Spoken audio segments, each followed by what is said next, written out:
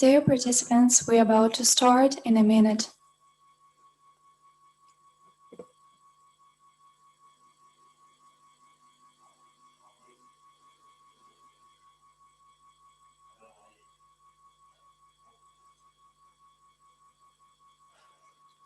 Mr. Aaron, can you hear me? Yes, I can hear you very well.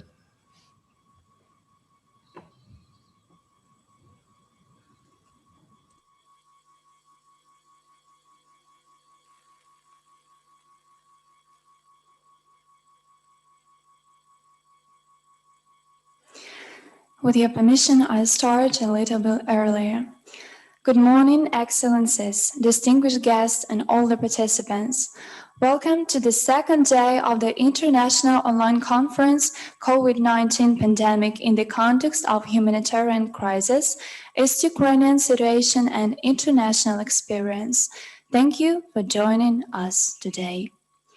May I remind you that this event became real thanks to the Embassy of the Sovereign Order of Malta to Ukraine in cooperation with the Embassy of Croatia, Embassy of Romania, and with media and technical support by the GDIP Mediasentre and Swiss Institute of Cultural Diplomacy and Media Support Partner.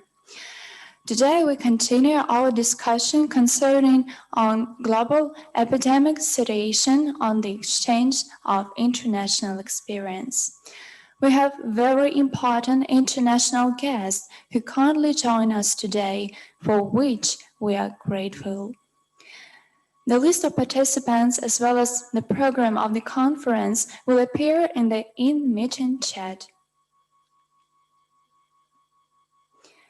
Against the backdrop of severe repercussions spurred by the global pandemic, it's of utter importance to highlight the new criticisms and needs that have been found in the evolution of the COVID-19 epidemic, as well as to stress measures that have been implemented and to share the international experience in order to draw lessons needed and move forward to a more safe and healthy future we share. May I remind you that for your convenience in the course of our Zoom event, the language interpretation is available. In the conference webinar settings translate section, you can see two channels of communication. Due to the technical aspects, namely Zoom doesn't recognize some languages on some devices. The languages will be displayed in this way: German channel for Ukrainian and English channel for English. Please choose the language you would like to hear or the language of your speech. I kindly ask you to abide by the etiquette of the online meeting, not to turn on your microphone if you are not the speaker. Choose the raise hand function to ask your question or use the in-meeting chat for this purpose. Please remember that the time allocated for each speaker is limited. For your information, the conference airs live on YouTube. Please follow the links in the in-meeting chat to access it. Let me pass the word to the moderator of today's session and the first speaker, Mr. Aaron Aragay, Health Information Lead representing the World Health Organization Office in Ukraine. Mr. Aragay, please take the floor. Thank you very much. Good afternoon, Excellencies, invited guest speakers, ladies and gentlemen. This is a continuation from yesterday's session, and I hope we have grasped a good discussion yesterday with more focus on local response in COVID in the eastern part of Ukraine, as well with the humanitarian situation. Today we will continue with more focus on global aspect of the pandemic, as well as experience from countries.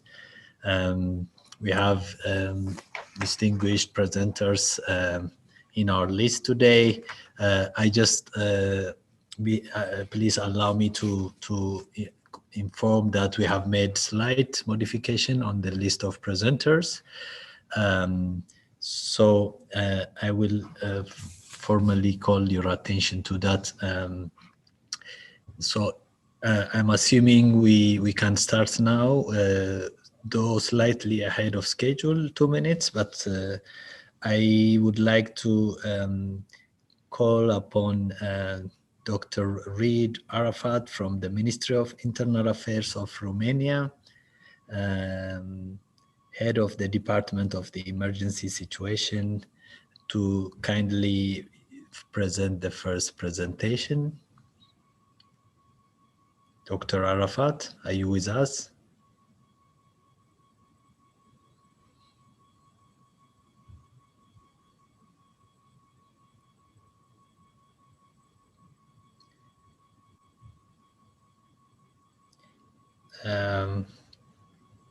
Maybe if you can hear me, Dr. Arafat, we brought your presentation to the front.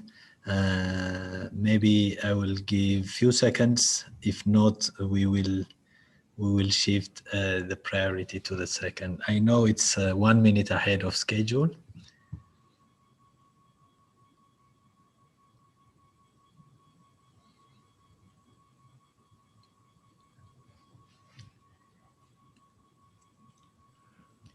As I can see, Dr. Arafat is just coming in. Excellent. So we'll allow Dr. Arafat to settle down for a few seconds, but once you are ready, Dr. Arafat, please take the floor on behalf from the Internal Affairs Ministry from Romania.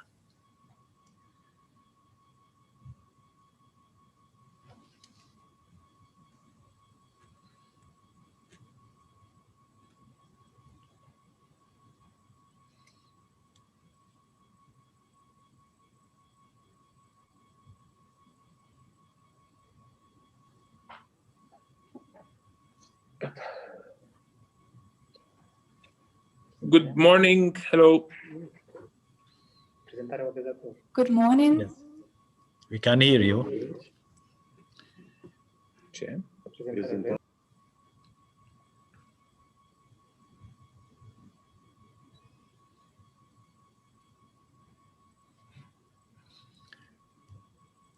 Dr. Arafat, if you are ready, please take the floor. You are on mute. We can't hear you. You hear me now? Now we can hear you loud and clear. Please take the floor. Thank you very much. First, thank you for the invitation, and I will try to be as concentrated as possible on the situation in Romania and what we did in the last period and the challenges we had, because I think that there are a lot of things to learn from the experience we had during the last already nearly 1 year since we had the first meeting on COVID, in fact, over 1 year. When we were warned about what is happening in China, and then we started preparing ourselves. And I think, like many countries, what we discovered is that we are completely unprepared. No stockpiles, no protective equipment, no manufacturers in the country for what we need. The capacity of the intensive care was insufficient when we started having more cases, and several other issues that we faced and that needed immediate management and immediate approach by us. So if we take the situation that was in the world and which all of us passed through it, the major challenge in the first period was to ensure that we have what we need for our medical personnel and for our staff. In Romania, the coordination of the system is a little bit different than many other countries in the way that we have, of course, the Ministry of Health, and I'm going to talk more about how we coordinated the whole action with the COVID until now and how we cooperated together. We have the Ministry of Health, of course, which is the subject matter expert, and they are the authority on epidemics, pandemics, and on the medical issues. We have the Ministry of Internal Affairs, where we have the Department for Emergency Situations, which I am heading. And this has in it several sectors that are under coordination, including the emergency medical care, the pre-hospital emergency medical care, the emergency departments, as well as the civil protection, the fire service, and several other rescue services, including the air rescue and transport service for medical cases. So these are all under one umbrella. And of course, we have the other ministries, including the Ministry of Defense, which are noted as support agencies to us when we need them and when we need to work with them. So what we did in Romania at the beginning was to start finding from where we will bring our materials, from where we will buy them. We had to issue decisions that go beyond the law, which is for normal situations, and to go on urgent purchases and urgent procurement.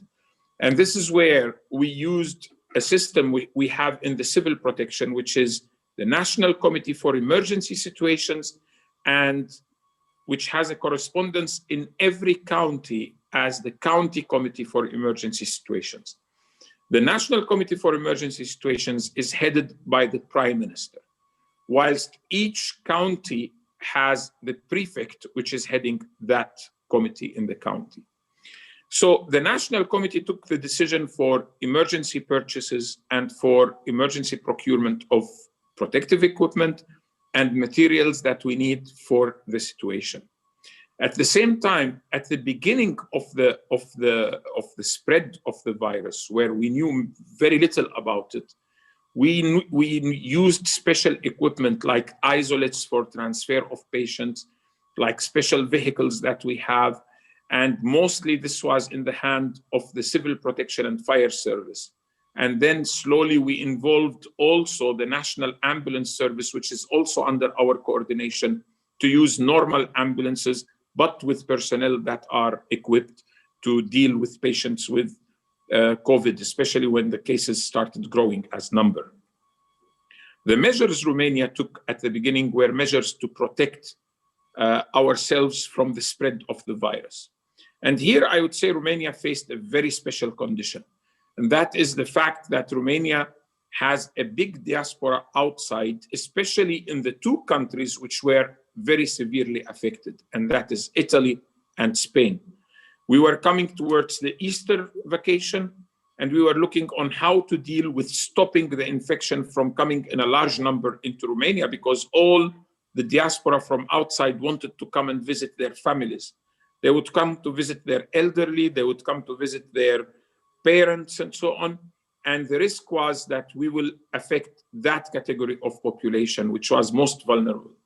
So the first issues we did were to send the message not to come for the vacation of Easter. The second was to impose quarantine initially in specially designated places, not at home. So if you are coming from a highly affected area, you will stay in quarantine for 14 days before you go to your house. Then slowly this changed over the time to allow quarantine at home and to allow isolation at home. Initially, the isolation of patients which were positive was only in the hospitals or in specially designated facilities, maybe in a hotel or somewhere, so that we don't mix the infected with the not infected with their members of family. This changed over the time. With the increase of the numbers, we allowed the isolation to take place at home. And then, of course, the procurement issues, which were the major issue that we faced. And here I will say a few words on how we worked on this. First, most of the materials we needed were found in Asia, not in Europe.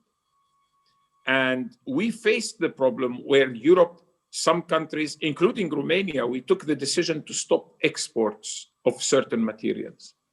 But at the end, everybody found out that this was not a very productive measure. The stopping of exports of certain materials caused us, for example, to hinder the manufacturing of ventilators in a country which parts of their ventilators were manufactured in Romania. So stopping the export of those parts was nothing to help Romania, but it was in fact blocking the manufacturing of the ventilators in another country. And this was sorted out very fast with diplomatic contacts and so on. Then the problem came that whenever we wanted to buy something, the negotiation in the market was very, very hard.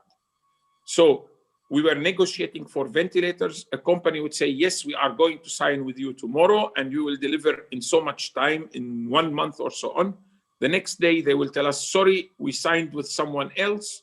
They paid more. We are not anymore selling you the ventilators. And this is how we went on for a while regarding masks, ventilators, and so on.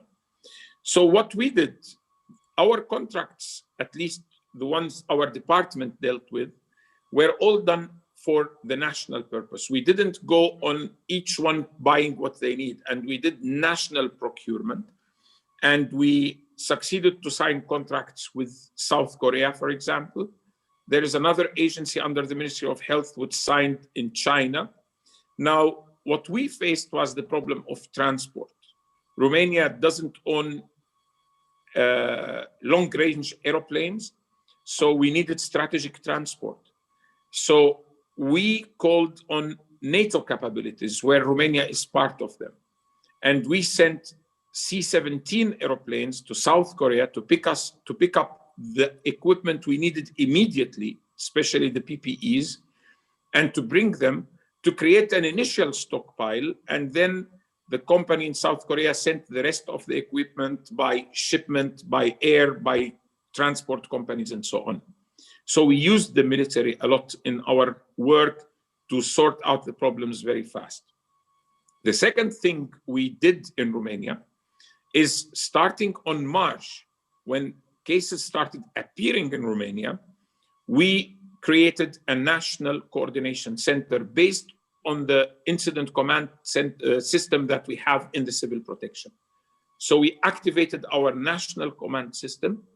We called in the Ministry of Health, the National Institute for Public Health, the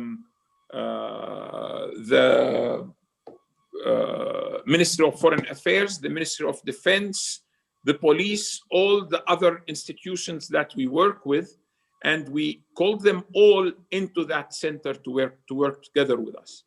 And we created a 24-hour, 7 days a week functional center, which is working until this time, and it is working permanently on the coordination to deal with issues related to the COVID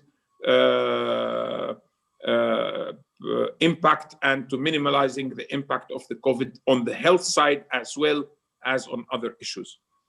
Of course, in each county, we needed to have a contact. So we created in each county a county center to be the correspondent to the national center. And in each county center, we had the Ministry of Interior agencies, a representative from the health department, and other representatives that are needed to work with us locally at the county level. In Romania, we have 41 counties and Bucharest, of course. And here, the coordination started working in a much better way, because we gave to that center the task and the role to work on moving personnel, moving human resources, seconding doctors and nurses from one hospital which is not dealing with COVID to another hospital which is dealing with COVID, or if a hospital has a part of the personnel getting sick because of this, then we were moving doctors from another hospital which has sufficient doctors to that hospital to work temporarily until the doctors come back. So we managed the system at a national level. The human resources issues, besides the procurement issues, which were very hard, the human resources issues was also very hard. We have lack of anesthesia and critical care doctors. We have lack of emergency medicine doctors. We have lack of radiologists, and radiologists were very important in that period. We have lack of personnel in the health departments in each county. So we started looking from where we replace the personnel. So when we shut the schools, we moved the health personnel from the schools to help the health departments. Then we started recruiting medical students, even paying them a small amount of money and recognizing their work as practical work in their training so that they can work in hospitals instead of nurses, to complete the work of nurses, in fact, because the number of nurses was insufficient. So we started managing the human resources at a national level, and this helped us a lot to escape from some very serious problems in our health sector and to sort out the problems we were facing in a timely and maybe very efficient way at that time. We faced still in that period, because we had to declare the state of emergency and then to go down to the state of alert, which is working until now. So we are under the state of alert. And we started having problems from the legal side. This was another challenge besides procurement and human resources. It was the legal challenges for what we were doing. So of course, we had a very active, what we call ombudsman or public defender, which started attacking all the measures that we were taking to limit the effects of the disease. So what we found was an impact on our measures by legal decisions taken by courts without taking into consideration the risks we were facing. And we saw that when some measures blocked our activities, we can correlate them to when increase in number of cases started. For example, we had a very strong possibility to take measures against those who do not respect the rule of distancing, mask wearing, and so on. So the ombudsman went to the court, to the constitutional court, saying that we cannot fine people because they are not respecting the rules. So all the people who were fined, they had to get their money back. They were very happy. But those which were much more who respected the rules, the comment was, well, we respected the rules, they didn't respect the rules, and at the end, it's all okay for all of them, and they are getting back the money they were fined with. So why should we respect the rules? And we could see an impact on this. Then on another action which was taken against us, we stayed for about 2 to 3 weeks without any legislation to help us to contain the spread of the virus. And we could see another increase there, which we can correlate it with that period, until we had to write a new law and to fight it politically to be able to come back to fighting the virus. And of course, these were very major challenges. Then we went to the challenge of the fake news and of the misinformation and of the political fights, because last year in Romania, we had 2 major elections. And the 2 major elections in last year, the local elections and the parliamentary elections, they brought big political fights with the theme of COVID being in the middle. With the management, with the measures we are taking, some people were saying, why are you taking the measures? So that they attract part of the population with them. The others were saying you're not taking sufficient measures and so on. And the fight was a political fight, which we, the technical side, tried to remain as much as possible out of it. At the same time, there was the issue of solidarity and the issue of working with each other. And Romania had 3 measures here. First, when we could help, we helped. So we sent teams to Italy. We sent teams to the Republic of Moldova, formed of doctors, nurses, and so on, which worked for 2 or 3 weeks in each of the countries. Then we were the first country to implement what we call the Rescue program of the EU to create stockpiles. So we started the first European stockpile of masks and ventilators, and we distributed part of it to countries like Spain, Italy, Macedonia, North Macedonia, Montenegro, Croatia, Lithuania. So we spread the materials on behalf of the EU. So we thought that the involvement at the European level was extremely important from this aspect. And the last thing, because I would say maybe much more things, but we need to keep the time, The last thing, I will go now to what we are doing with the vaccination. And here, to have a proper campaign, we decided that the vaccination will be run through a common team led by the Ministry of Defense.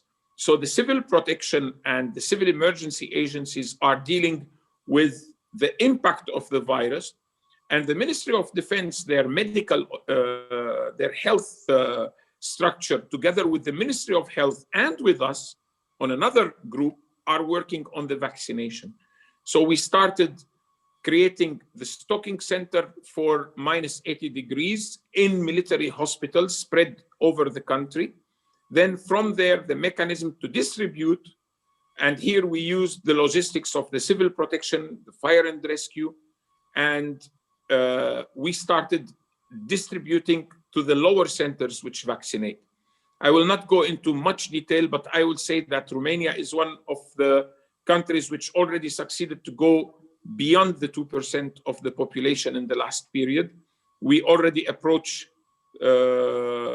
if I'm not wrong, around 700,000 vaccinated, around 200,000 are with 2 doses, and the number of centers of vaccination is increasing.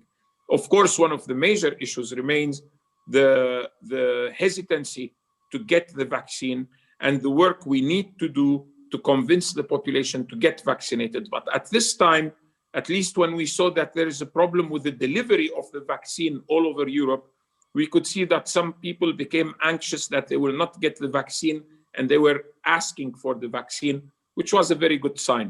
But this campaign is going, and it will still take some time. So at this moment, the next steps we are having is that we are having to continue the measures of restriction, and I will say a few words about this. We have universal mask everywhere. Public, open, closed spaces, mask is obligatory. Of course, distancing, limited numbers in meetings, and so on. We have scenarios based on which we open or we shut certain facilities, like inside, restaurants inside, like cinemas and theaters. For example, we have 2 thresholds. One is 1.5 per thousand, and the second is 3 per thousand. And apologies for interrupting. Would you please wrap up? Yes, this is what I'm doing. Yeah. Thank you. So this what we did is to establish a way where we can take measures based on the numbers we have without having to go into new debates every time. So this is what I wanted to say up to now. If you have any questions, I am happy to answer them. Thank you. Thank you very much, Dr. Arafat, for that detailed experience from Romania. I mean, I would say some of the things you mentioned around the country was not prepared around at the beginning of the pandemic, not only logistically as well as from the health system perspective. This is more or less similar to many countries. And as well as you mentioned very important points around coordination, about how you manage with the diaspora community, the national procurement plan you instituted, and of course, I mean, the misinformation and vaccination. You have touched a good line of the response. So if there are any immediate reflections, I would allow maybe one, but otherwise we would go to the next reflection. But feel free to use the chat box to share your reflections and questions. With that, I will go to the next speaker, Mr. Anton Korinevich from the Presidency of Ukraine, permanent representative of the presidency in the Autonomous Republic of Crimea. The floor is yours, Mr. Good afternoon, dear colleagues. Good afternoon, dear Mr. Origai. Thank you for moderating the panel. And of course, my sincere gratitude to the Embassy of the Sovereign Order of Malta in Ukraine, to His Excellency, to his team for making the conference on such an important topic, on such an important issue, really in relation to COVID-19 situation in temporarily occupied territories of Ukraine. I think that it's not a secret for many of you who work on the issue of Ukraine or who work in Ukraine that next week we're going to have a big forum under the auspices of the President of Ukraine, His Excellency Volodymyr Zelensky, which is going to last for 3.5 days, and will deal in particular with the issue of coronavirus, of COVID-19. So this is just for you to be aware that Ukraine pays a lot of attention to the issue of COVID-19 pandemics. And during this big forum under the auspices of the President of Ukraine, one of the panels will be devoted to the issue of COVID-19 situation in temporarily occupied territories of Ukraine, both in Donbass and Crimea.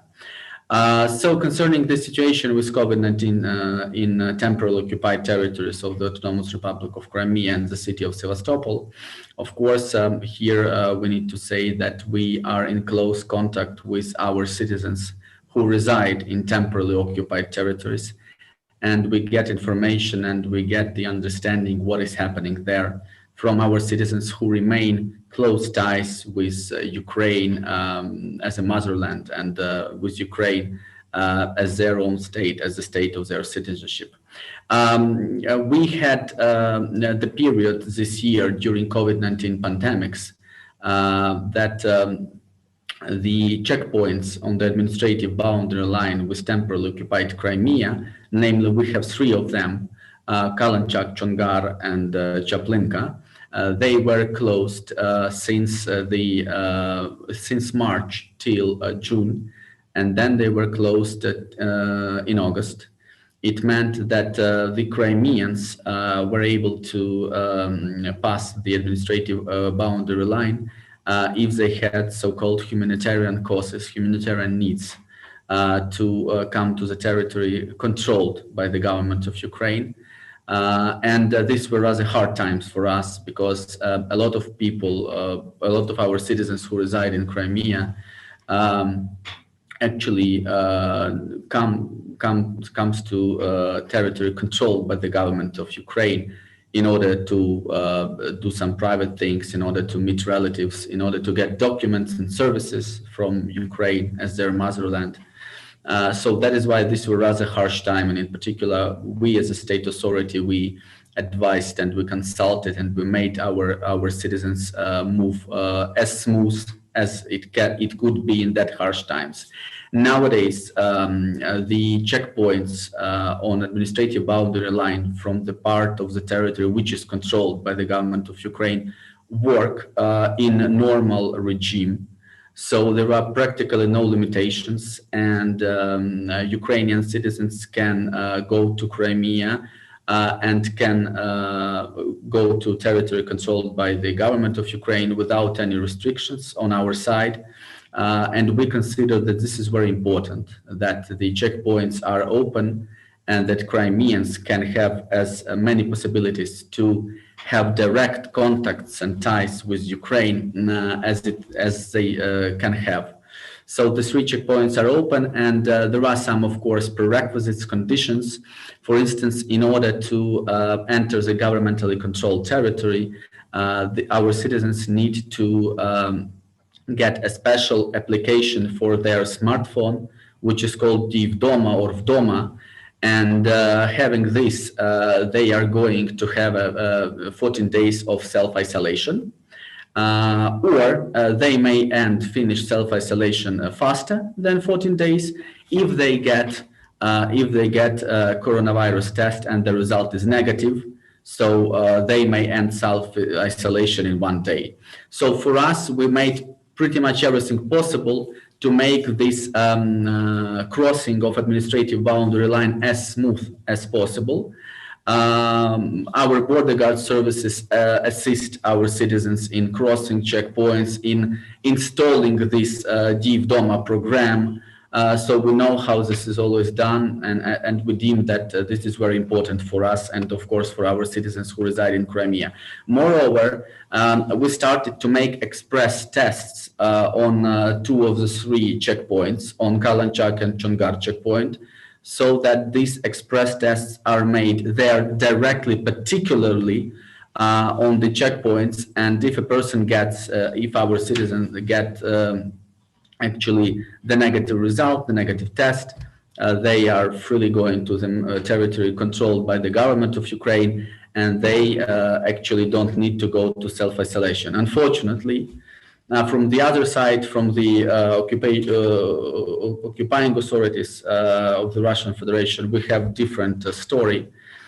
First of all, the general rule, which was established by the occupying authorities, is the rule of one entry, one exit. It means that during pandemics, under the Russian legislation, a person can enter and leave Crimea once. The only exception is humanitarian needs. But this, of course, made a lot of people decide not to move, not to cross the administrative boundary line, in order, not to lose this chance to have exit or entry to Crimea in the case of need. Concerning the situation with the medical treatment in Crimea, unfortunately, also there are a lot of problems. First of all, there are not enough places and beds in hospitals. So there are not enough places for people to take medical care. Hospitals and doctors refuse hospitalization. There were even cases, it was a famous one, when one citizen of Ukraine, of course, everybody in Crimea is citizen of Ukraine, apart from the ones who were transferred to Crimea after the occupation. So he gave an interview on a radio and told that the doctors came to him but refused to hospitalize him because he didn't look like a COVID patient. In 2 days, he died. So this was a story which unfortunately we had seen, and we have heard his comments, the comments of the citizen, that he really felt sick and ill, but unfortunately he didn't have possibility to be hospitalized. Sick people, as this gentleman, are being refused hospitalization. Sick people are being transferred from hospitals to sanatoriums, where they are left without medical care and assistance. There is also problems with having a test for COVID voluntarily, and people sometimes need to wait for more than 24 hours for an ambulance to come. And some ambulances refuse to come to the villages where, namely, Crimean Tatar people representatives live. And we have such information from our citizens in Crimea. There were also signs that there were no essential drugs, even the easiest drugs against the cough, in the drugstores, in pharmacies, and that the objective information is not given to people so that population doesn't know what really is going on with COVID-19 pandemics. The work of doctors is really hard now. It's been a big pressure on them. They work for many days without different breaks. And so that in these times, it's of course a dangerous situation for them. And maybe to wrap up some final comments due to the time limits.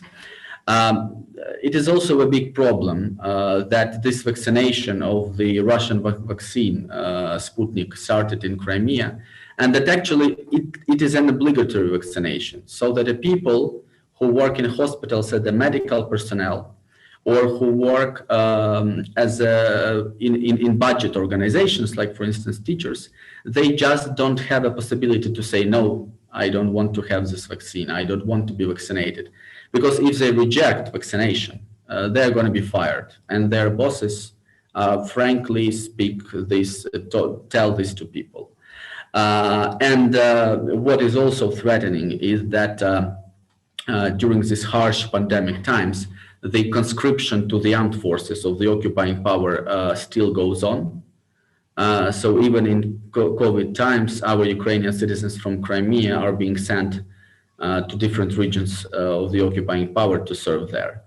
And Crimea is used as a place where, first of all, the vaccine is tested, because the vaccine is not tested. There are no results concerning its effectiveness or results, how it affects human health. And the soldiers and officers from the army from regions of Russian Federation come to Crimea to get treated, for instance, in the city of Sevastopol. So this is another threat which is brought by the occupying authority there. All in all, to wrap up, we, Ukraine, will make everything possible in order to satisfy the needs of our citizens on the governmentally controlled territory in the COVID-19 treatment. We remain as open as we can to our citizens who reside in Crimea. The checkpoints are open. And as I mentioned, this is very important to remain ties with our citizens. Unfortunately, we see that the occupying power does not fulfill its obligations under international humanitarian law, in particular in relation to the humanitarian and medical and hygienic situation in the temporarily occupied territory of the Autonomous Republic of Crimea and the city of Sevastopol. I thank you, Mr. Moderator. Thank you very much, Mr. Korinovich. I think that you helped us with the timing.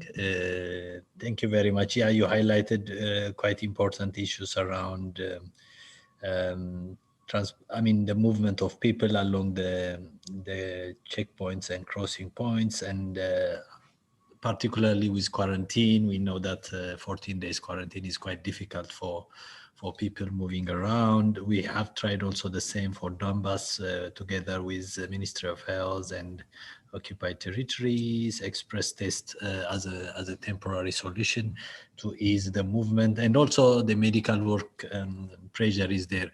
So I will not allow additional, because I have to apologize and bring two speakers up because of the time constraint. So the next speaker will be Dr. Stefano Perlini, Order of Malta from St. Matthew Hospital. He's a full professor of internal medicine and director of emergency medicine at the University of Pavia. Dr. Perlini, the floor is yours. Thank you very much indeed, and thank you very much for the nice invitation. It's really an honor to share some of the points we had. I am just giving you some of the experience we had in my hospital, that is the Pavia Hospital, University of Pavia, that is north of Italy, close to Milan, is serving an area of almost 500,000 citizens and was hit by the COVID infection as soon as it started from Europe. These are my slides that I have shared with you. I hope you are seeing them. Yes, we can see your slides. Perfect. So basically, this is the hospital where I work together with Professor Parigi and Professor Baldanti, that you will hear soon, and I am in charge of the emergency room. As you well know, Italy and a small city that is Codogno, that is 50 kilometers from here, was the first extra European site to share with our colleagues in China the hack of having COVID-19. This was the date, and this was really a cutting point before we started to see COVID-19 in Europe. Basically, our system, as all the system in Italy, is based on a close interaction between the emergency room of the hospital and the extra out-of-hospital emergency system. And these were activated dramatically during the pandemics. Basically, we started by changing a little bit our normal way of working, because there was a modulation of triage between the hospital and the people in the ambulances in order to create two different streamlines. And this is just a suggestion that I want to share with you. Basically, during the pandemic, we had the possibility of doubling the emergency room in order to have an infective emergency room, infective disease emergency room, as differentiated from the normal one. By this way, basically, the ambulance, recognizing the possibility of suspicion, were just driving the patient to the right space. Just to give you an idea, This is the number of calls that every day our EMS system is having, around 500 calls a day. This was during February and March 2019. This was at the beginning of February. And as you see, we had a sudden increase that was multiplying by 5 the number of calls from February 20 onwards. And as you can see, during the first wave of the pandemic, we had a doubling of the calls throughout the months of April, of March. And as you see, during April, this was just vanishing a little bit as soon as we got. Just to give you an idea of the impact that we had as every other hospital system throughout Europe and throughout the world. It's just a representation of it. What we had, we are living here, that is just south of Milan. Normally, this is the area that our hospital is training in terms of patients, that is 500,000 persons. During the pandemics, due to the shutdown of some hospitals, we had to serve an area of 1 million patients. And this was changing a lot our way of moving. As I said to you, there was a triage system that was just a way by which the EMS was answering to the patient over the phone. And we changed tuning every day, the possibility of adapting the system to the pandemic. As soon as we got new information about, saturation, about the possibility of diagnosing on the field, about different schedules in the territory. And this was done because every day we met at least 2-3 times together with our colleagues in the emergency out of hospital system in order to tune the approach. Obviously, we had not only to do that, but also to change the patient monitoring technology. So basically in the hospital, we moved all the apparatus to the infective disease emergency room, and especially we moved the portable X-ray and the possibility of having, as you well know, ultrasound that was directly in the emergency room. This allowed us to move the patient the least possible and to not to spread the infection throughout the hospital, as sometimes may happen. And in the same time, the hospital was changed and refurbished in order to have new COVID-19 wards in the different areas. This is something that every hospital had to adapt, and I'm sure that in your countries, you did something that was similar and was adapted to your own situation. The double triage is very important because it's not allowing patient to stay in the same room before entering the hospital in order to minimize the spreading of the infection, but it had to be organized and shared together with the outer hospital system and the other doctors in the field. These were the numbers during the first wave. Basically, we had this number of patients coming, and we had this number of patients evaluated every week. So basically, normally we see 150 to 100 patients every day in our ED. We got to the point of having a double of the admission that were mainly guided by COVID-19. This was, on the one hand, the pandemic response. On the other, unfortunately, as we were very well know, COVID-19 gave a burden to our population that was not infected, because many people with neoplastic disease, cardiovascular disease, or many other situations got terrible delays in diagnosis and in all the possible medical approach. This again is the area, this how the portfolio of patients reaching the hospital from the different areas of our region were changed just because we had to adapt and to be in close contact with the other hospitals at the very same time. We also tried to have a very special and dedicated profile of admission of the patient, having a COVID-19 hematological profile. Obviously, a swab to every patient was expected, and point-of-care lung ultrasound that gave us a very important contribution to the diagnosis and also to the possibility of choosing which patient to discharge, which patient to admit to the hospital, and where to admit them. And this was also a major challenge for the system. Basically, this creation, in my opinion, is really very important for every hospital, not to share the non-infected with the infected patient. In our structure, we elected not to do a CT scan to everybody, but only to rely on lung ultrasound and chest X-ray that were more than enough in order to save CT time for the patient who needed them, and in order to avoid the possibility of spreading the infection to the radiology division of our hospital.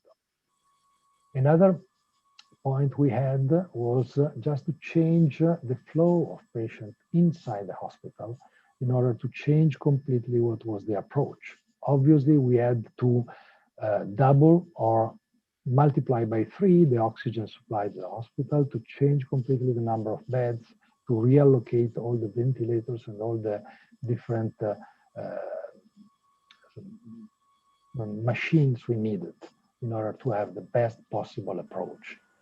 We had more than 5,000 patients who were evaluated for COVID-19, and these were the positive patients throughout the wave. That is a huge number for any system. And basically, in my opinion, it's very important to learn from this lesson. And we learned a lot because during this second wave, we took a major advantage of what we learned from the first. That is a close cooperation with outside, a close cooperation inside the hospital between the different units, and the close cooperation through all the systems of the hospital. Every day we met as a crisis unit, and this is very important to try to save in the best possible way our patients.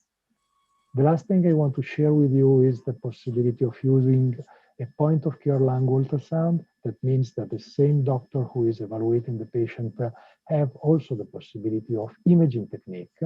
What we saw, these were the very first patient in whom we just saw how a positive lung ultrasound was better than radio chest X-ray in order to diagnose the patient. And also the grade of the ultrasound is giving you an idea of the patient who has to be discharged, this one, or the patient who needs intensive care admission, this one with a huge involvement of the lungs. Another very important point, lung ultrasound, if you try to quantify them, is very close to the extent of oxygen delivery to the lung, so giving also a physiopathological approach. And last score was also a predictor of mortality in this patient. Having said that, I think that we had many things to be learned from this pandemic. Obviously, it was and it is still a major challenge throughout the system of our citizen and our health systems as far as the emergency room is concerned. Based on this experience, we changed many things. Thank you very much for your attention, and I am open to any question you may have. Thank you very much. And I am really honored to have had the possibility to share with you some of the data of our hospital, and I am sure that you are fighting the same fight. Thank you, Dr. Perlini. This is very excellent presentation. Very important lessons for many countries. As you rightly mentioned, different countries apply different emergency response, particularly from a hospital perspective. You mentioned the spike in the EMS call that you were receiving, how you adjusted the triage system, which is very good experience for many. I believe the crisis management, that is one of the, I think from this pandemic that we have to learn is how within the hospital, the different wards, the pharmacies, they come together on a kind of regular basis reviewing. I think those kind of documents can be in a way serve us for future pandemics, whatever, when it will come, we never know, but there will be a pandemic going forward. So cognizant to time, I will immediately ask Dr. Fausto Baldanti, excuse my pronunciation, a full professor of virology at the University of Pavia from Italy. Dr. Baldanti. Mr. Aragai, sorry, let me squeeze in a bit. I would like to note that we have some questions in the in-meeting chat, and let me remind that in the end we have the discussion panel. We will dedicate some 10-15 minutes for discussing these questions, so please take it into consideration. Sorry, please continue. Yes, I take note of the questions, and I didn't want to take between the presentations. I want them to be discussed later after the presentations. Over to you, Dr. Valdendi. Okay, first of all, I would like to thank for this kind invitation that I'm really honored to be here and share some thoughts with you on vaccines. Yeah. Okay. I hope you can see this, the screen and the slide. Yes, we can see your screen, Doctor. Okay. So actually, I would like just to make a short resume on which kind of vaccine we have that been tried in recent times. First of all, there are at least 12 candidate vaccine in phase 3 or later phases in the world. There are a couple of them in traditional vaccines like these first 4 that have been built up by inactivating whole virus in culture. And there are 3 from China and 1 from India. And all these vaccines have been tested in that countries, and we have not in Europe right now. These 2 vaccines are subunit vaccines using the spike as the antigen, and these are spikes obtained through molecular biology expression systems of this spike, either as a single protein or aggregates of these proteins, but still are only subunit vaccines. There are this one, the US vaccine, is at least one of the 2 is the more advanced and is being tested in US, I believe. Then we have these 2 other series of vaccines are the one that are actually present in Europe also. The first one are these vaccines, the RNA vaccines, that are built up by including the messenger RNA for the spike protein, the entire spike protein of SARS-CoV-2 virus, into some liposomes. And these liposomes have the function of transfecting this viral gene into muscle cells that will produce this antigen that will start the immune response. This is a new generation vaccine because the response that is being generated following this kind of vaccination is not only production of antibodies, as we expect, neutralizing antibody in particular, but also this kind of stimuli is recognized to produce a response on the other side of the immune system, so the T cell response that is able to recognize and destroy the infected cell. So not only blocking the viral particles, but also destroying cells that have been infected. This is the concept that is laying behind this kind of vaccine. There are 2 already basically in the clinics. One is the first one developed and present, is the Pfizer-BioNTech, US, Germany, and is in the clinic and is being widely used in UK and also in Italy. Is the first vaccine that came in Italy, and as for today, we have more than 2 million people vaccinated at least with the first dose, and around 1 million, little less than 1 million with the second dose. So concluding the cycle. The second one, based on this, the very same approach, is this US vaccine, Moderna. And there is a difference in these two vaccines in terms of storage and distribution. One is requiring minus 70 degrees to be moved around. The other one is less prone to degradation in different temperature conditions. Both of them proved effective in more than 90%, 95, 94% of vaccinees. And then we have finally 4 different vaccines based on a different approach. So in this case, the viral gene is inserted into a virion of another virus, is an adenovirus, another sort of virus, another kind of virus that is non-replicative. So is a sort of, you can consider abortive infection that is producing, however, the synthesis of the spike protein of SARS-CoV-2 into cells and then starting again both antibody response and T-cell response. There is one Chinese vaccine based on human adeno5. There is the Russian vaccine, Sputnik 5, that is based on 2 different adeno 26 in the first dose and adeno 5 in the second dose.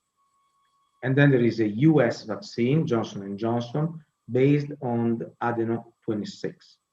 And finally, there is the AstraZeneca, Sweden, UK, that is entering the clinic in these weeks, in these days. The first 3 vaccines, at least the first 2 vaccines, so the Chinese and the Russian one, there are data, they show a very good performance with a protection over 90%. For the Russian vaccine is 92% protection. A little less is the AstraZeneca vaccine with a protection between 60 and 90%, depending on the first and second dose applied. Okay, this is the vaccine armamentarium we have already, and everybody have and will be developed soon and available soon. One important correlate is, are these vaccines going to work or not?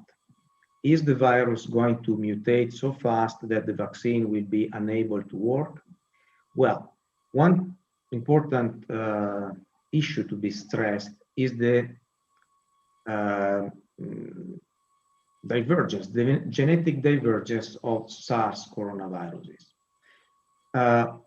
We know that viruses that mutate a lot, like HIV, hepatitis C, and influenza, they are associated with poor vaccine performance. Or finally, some vaccines were never developed, like hepatitis C and HIV, because of this high variability. And also influenza need to be corrected every year in order to be effective.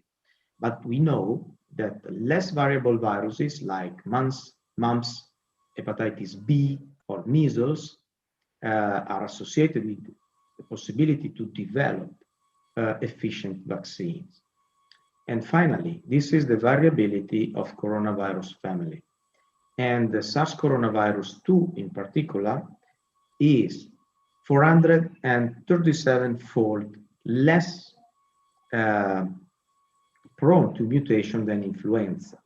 So from the virological side, the genetic stability of this virus is much higher than influenza, and we can expect a better performance over time of vaccines.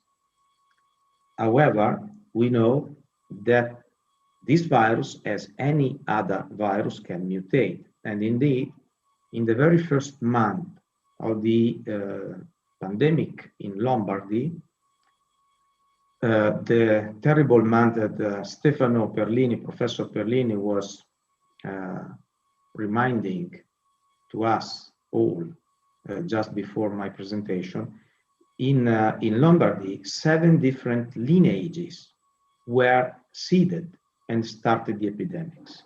7 different variants. Among these variants, 3, the lineage B1, B11, and B15, were more frequent and were differently distributed.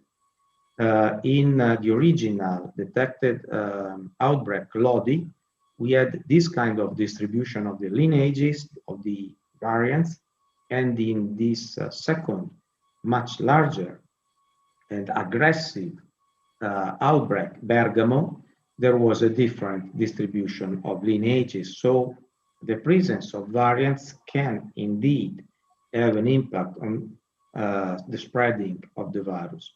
And finally, following the first wave, during the summer, there was a release of restriction and people started moving and traveling again. And during the summer, we saw the seeding in Lombardy of many other variants. None of these variants was able to take over, however. Recently in UK has been reported a variant with a spreading potential that seems to be superior to other variants, is the mutant in position 501 of the S protein from N to Y. And this mutant is faster in spreading, and the worry situation could be if vaccine was unable to neutralize this variant. Indeed, from some study, it does not to appear so. In this study, you can see a slight reduction of neutralizing activity in vitro, from sera of vaccinees, however, not so important to make us thinking the vaccine will no longer work. The vaccine was the Pfizer-BioNTech because it was the first utilized in UK. This second paper, this is the UK variant, B117, is stating the same. So the reference Wuhan virus and the UK variants are all basically neutralized at the same way. More recently, other variants came up, in particular some South African and Brazilian variants having a mutation in a different site of the spike protein, the E484K mutation. Okay, this mutation appears to have a higher impact in reducing the ability of neutralizing activity in sera from vaccinees. But these are limited setting of data, and we need much more observation to state anything about this. Lastly, these are newspaper release press that are stating that these new vaccines are, however, effective against variants. I thank you again for your attention, and I stop here my presentation. Thank you again for invitation. Thank you, Dr. Baldan. I think I have some echo. Excellent presentation, sir. And I would maybe, because I was following the conversation in the chat, I will maybe also throw 1 or 2 questions for your reflection. So, I mean, obviously, as all of us here know, like the new hot topic is now vaccine. There are different components when we talk about vaccine, like there are barriers and drivers. In different countries, we are seeing different perception towards the the vaccine. And also you have explained to us the different category of the vaccine, how the RNA vaccine, as well as the viral gene vaccine categories that you clearly explained. So one of the questions I saw here was, as in a way different from the other vaccines, historically we know measles, polio, and the others. Coronavirus vaccine has been developed in quite shorter time and kind of rushed process. Many laymen will always kind of use that as a risky. So from your perspective, the time that we took to get to where we are, do you see any risk associated towards using vaccine for COVID? Yes. Okay, so one important consideration is that we didn't start from zero, because we had first SARS and then MERS. And all the concepts for making an effective vaccine were already there. So we all knew that we needed a vaccine that was able to stimulate in a better way the immune system. So this is why the RNA and adeno vaccine came up immediately. In other conditions, we would have started with the subunit vaccine, but this concept were already tested for SARS and MERS. And so we had luckily some knowledge to start this kind of approach and having in a faster way effective vaccine, because we have to remember that in UK there are basically I think about 5 million or so people already vaccinated, 2 million in Italy, and I don't remember how many in Israel, but it is 30% of the population. So there is a large number of vaccine already administered. Also to analyze the side effects and all the questions that can arise. Yes, excellent, very clear answer. I guess, yeah, even from our reflection, we do this behavioral surveys in Ukraine, for instance, if I may cite, and the drivers towards accepting a vaccine usually relies on how much people have already took this vaccine, for instance. That gives a very big boost to the people's trust. The country made, like Chinese vaccine versus the like the Moderna and the Pfizer, which they are already been used, and also the trust towards the health system is so it's different between countries to countries as well. But if there are no more reflection, I will allow maybe one question, then we can proceed to the next presenter. I know vaccine is very hot topic. Before I let Dr. Baltanti go.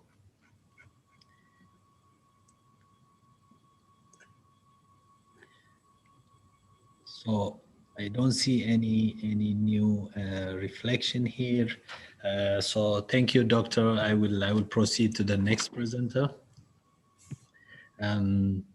So I'm please allow me to also rearrange again. So I'll take my presentation towards the end to wrap up the global regional perspective.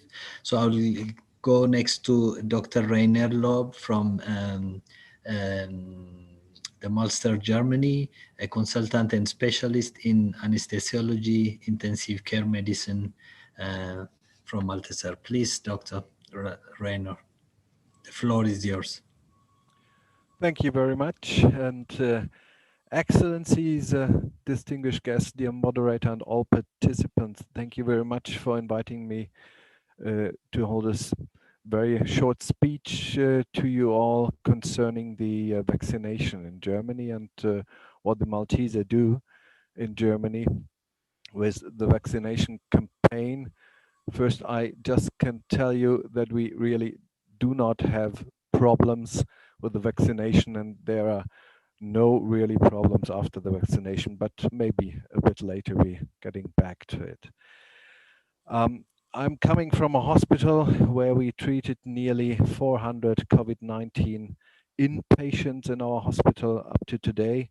and another 600 in the outpatient department. And so we were really keen to get the vaccination, of course, as everybody is at the moment on this world, but maybe not everybody, but they should do, I think. I'm just trying to go further.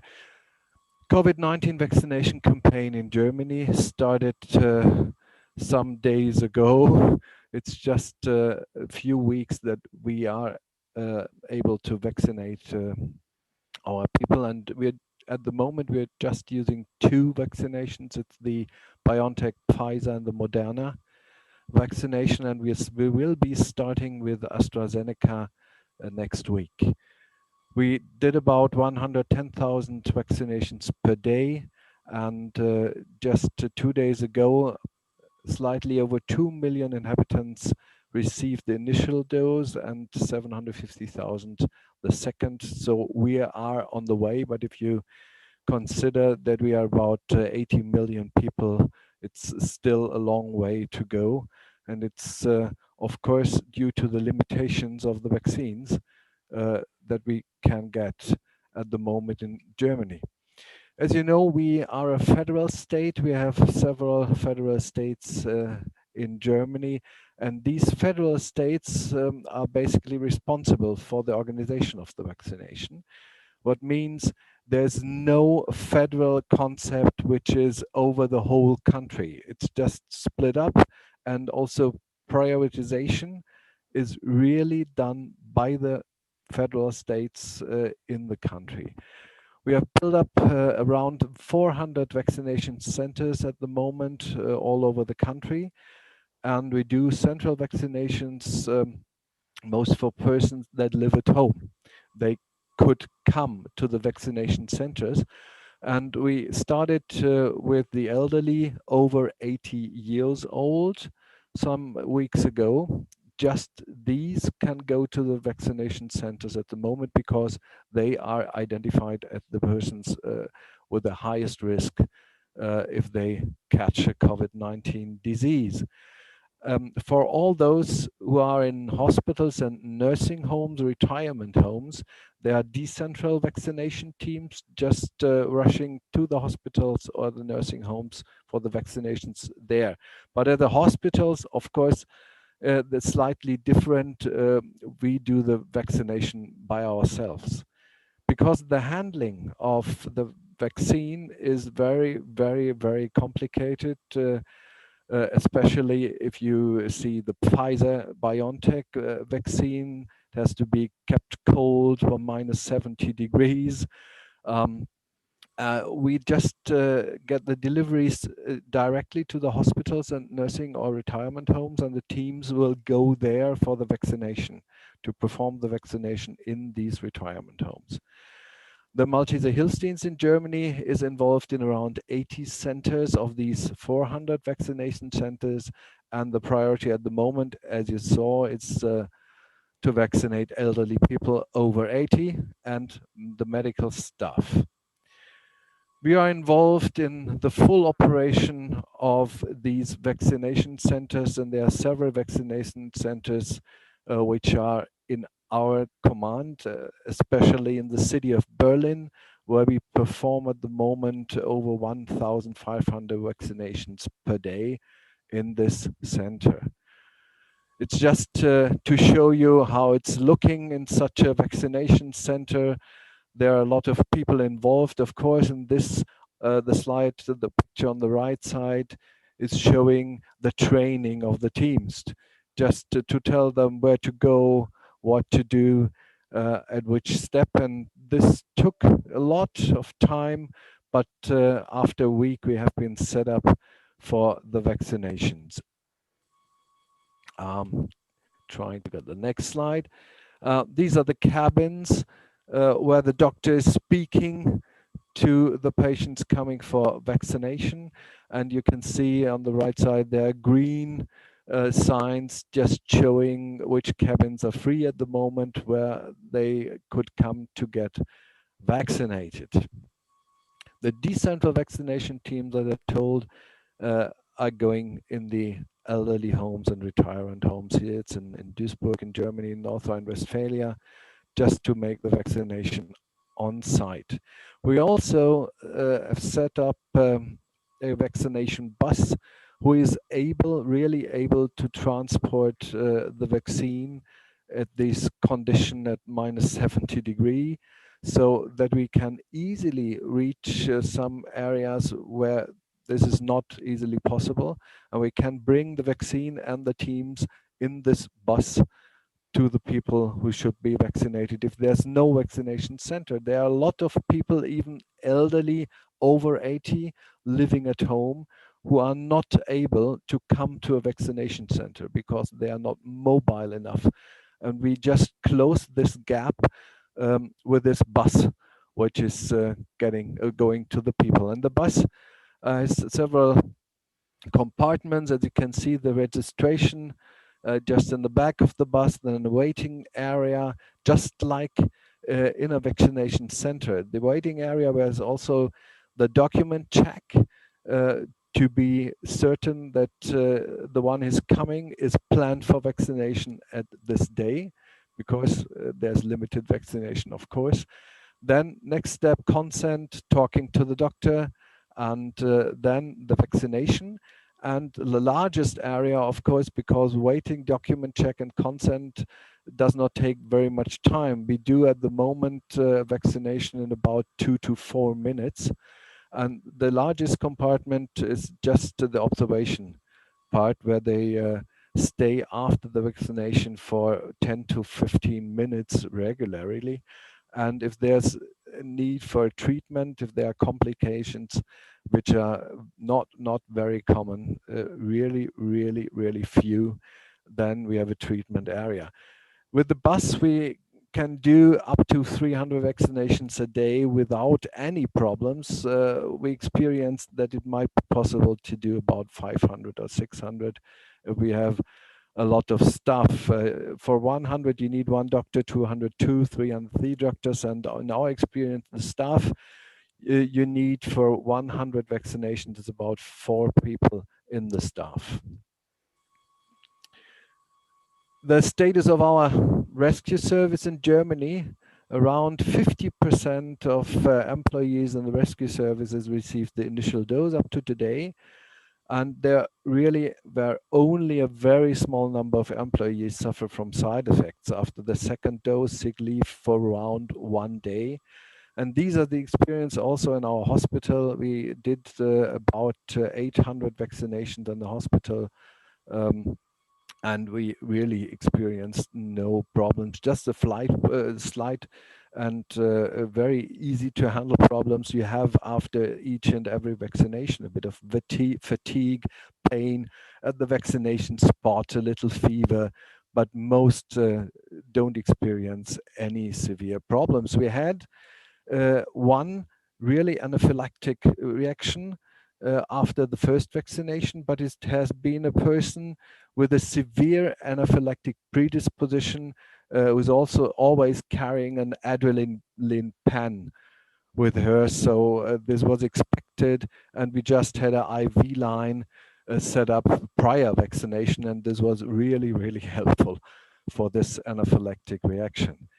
In the nursing homes and the retirement homes in our Malteser facilities, over 30% of residents and staff received the second dose of vaccination up to today. And in the hospitals, is a varying coverage of vaccination. None of our hospitals at the moment could vaccinate the whole staff. And as I told you, we are federal republic, and Federal Republic, the governments of the federal states, they just set up the prioritization in groups. And in North Rhine-Westphalia, where I'm working, COVID wards and activities with high risk of aerosol generation, for example, anesthesiology or endoscopy, are the first groups to be vaccinated. All other wards are the second group, and of course, staff of the administration is in the last group. And maybe we could vaccinate them in March or April, not earlier.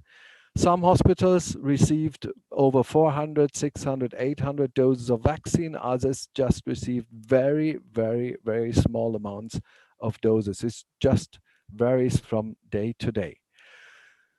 The central vaccination centers are operational since the end of December, even if we started mid-January in the centers and in the hospitals. And there are a lot of problems at the moment in Germany. You might not expect it, but it's absolutely the truth with the scheduling of the appointments for the vaccination in these central vaccination centers. Especially is it hard for the older people due to missing access to the internet, because most of the appointments are made over the internet. And even if some family members try to help, the sites are overwhelmed, and over hours it's not possible to get appointments over the internet. And also the telephone hotlines are unreachable in some areas and are absolutely overwhelmed, because everybody, of course, tried to get appointments for the elderly over 80 in the first 2 or 3 days. So this is really a key issue in the vaccination, to set up big server farms just to be able to cope with all the internet appointments. And of course, that we do not have enough appointments for everybody at the moment is simply the reason of limited availability of vaccination doses at the moment. Of course, we have the same problem that I think in most countries exists.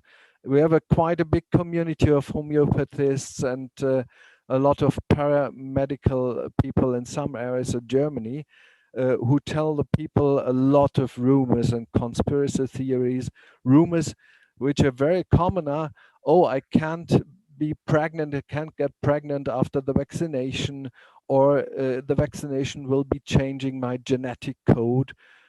And it's very high importance that we tell the people what is the truth, and they are not these risks. They can be pregnant, there's no change in genetic code.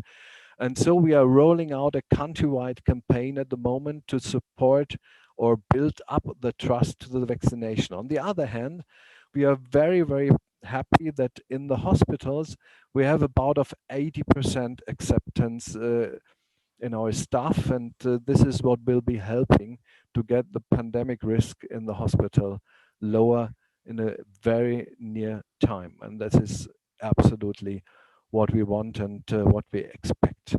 So these are a few words from Germany, just telling you how we get up with vaccination, how we get along. And thank you very much. Thank you, Dr. Lob. This is very insightful presentation. And I think the other side of vaccination, which is more the operational aspect of it, which is, I guess, for many countries, it's going to be a real struggle. I can say, like for Ukraine, for instance, we are in that preparation stage.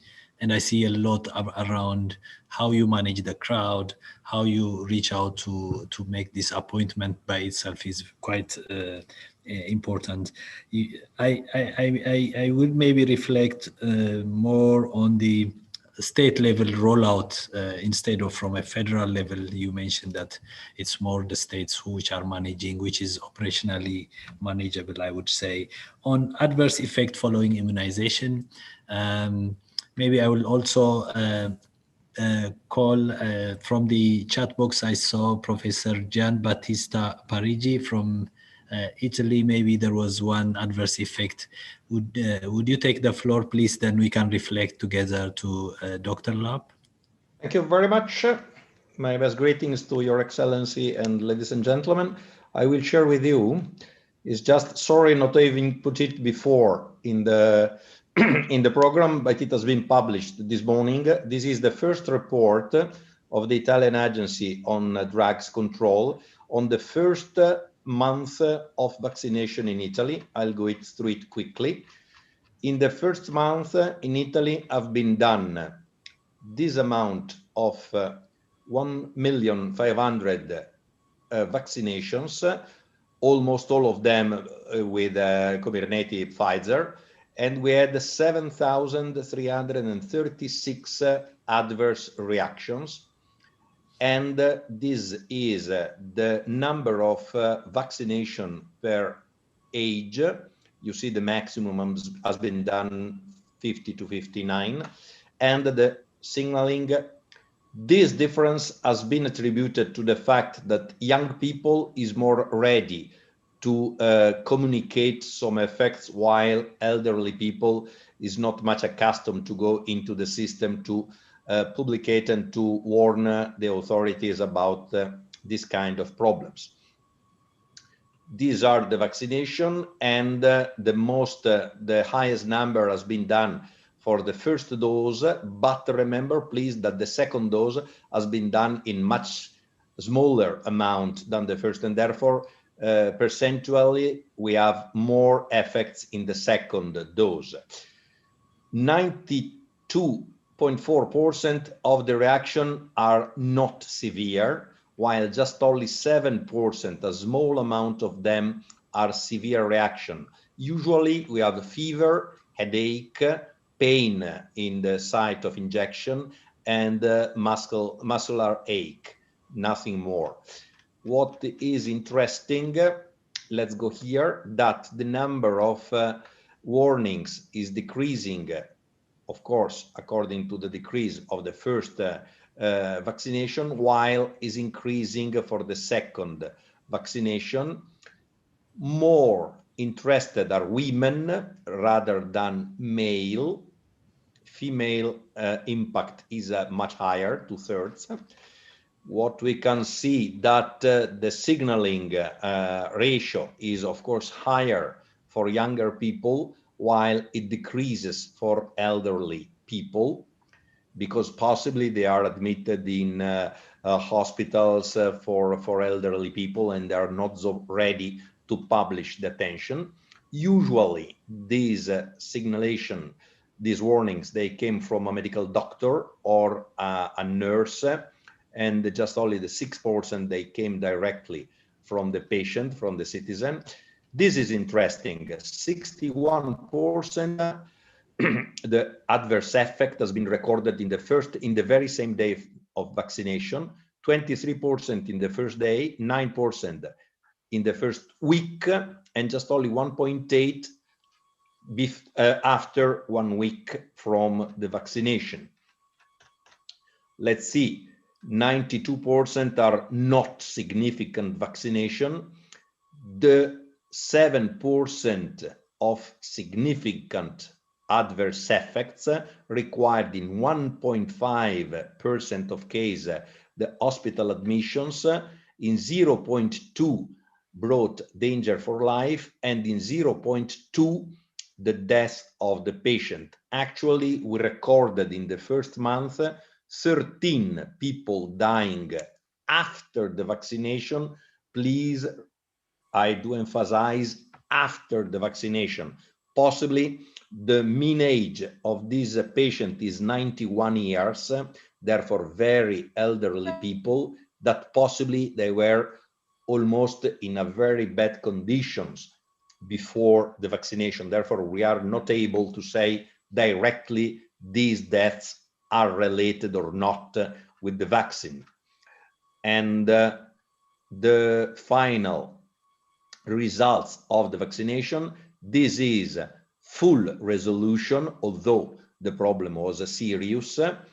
This resolution with some long-term problems, better conditions, not yet fully recovered, not available. This is the only part related to deaths. This is what can be found. There are no specific other problems, and therefore I was wishing to share with you these data that are very, very fresh because they have been published this very moment. Thank you. Excellent. Thank you, Professor. I think it's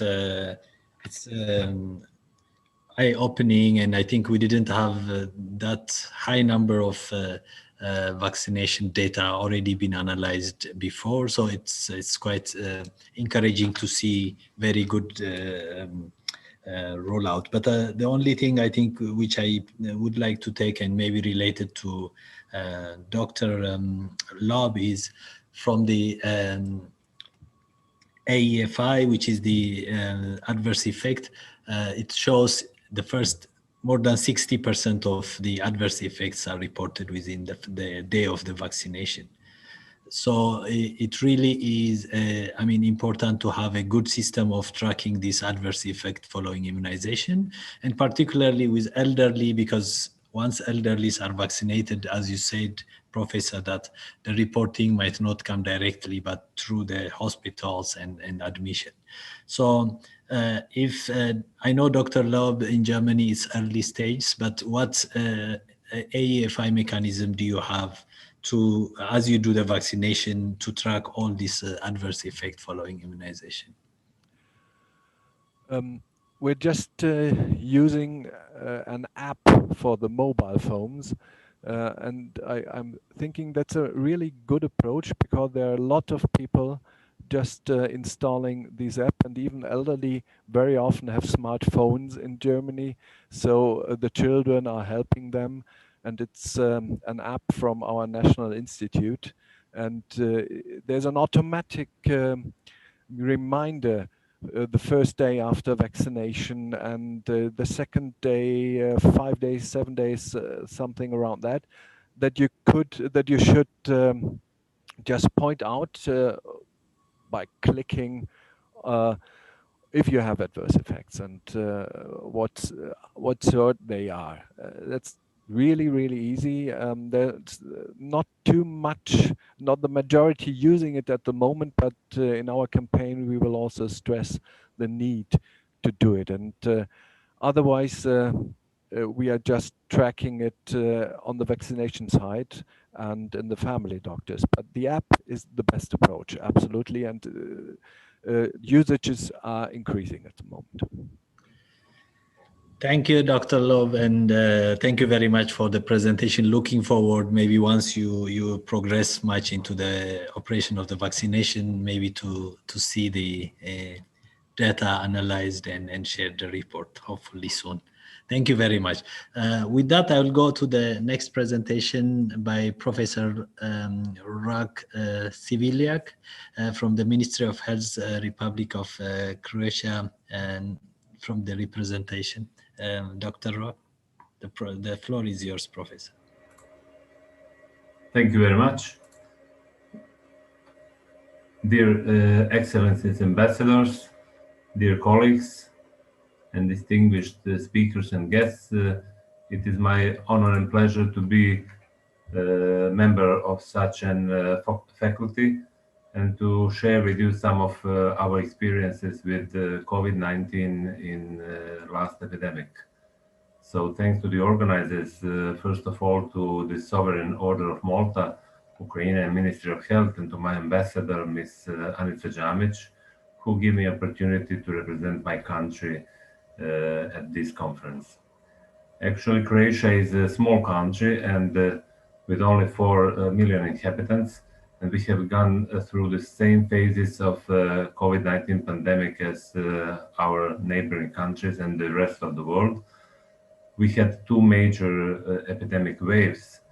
The first one in the spring last year, and the second one in the fall that lasts to these days, and two small waves during the summer.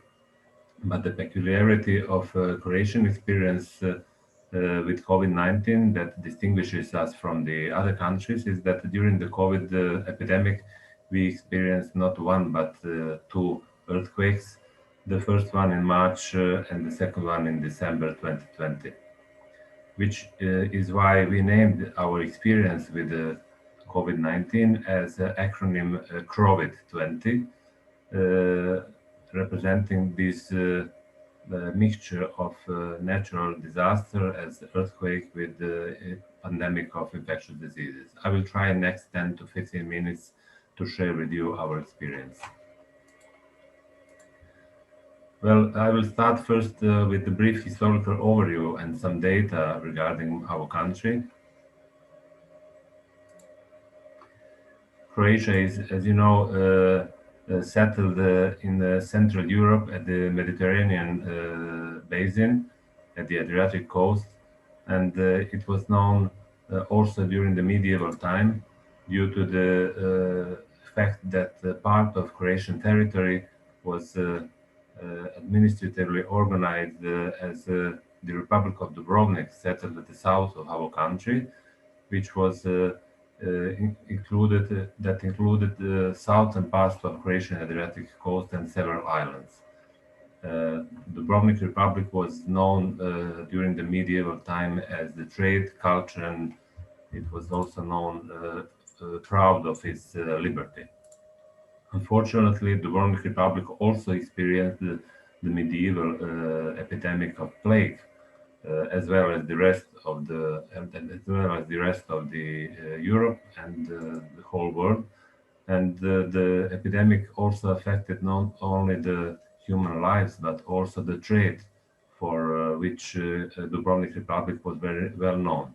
So, in order to deal with the economical impact of the plague epidemic, Dubrovnik Republic is known in the history of medicine for declaring the first quarantine in 1377, when the Great Council of Dubrovnik introduced epidemiological measure that would both protect against plague epidemics and free trade with eastern countries from which these epidemics usually spread.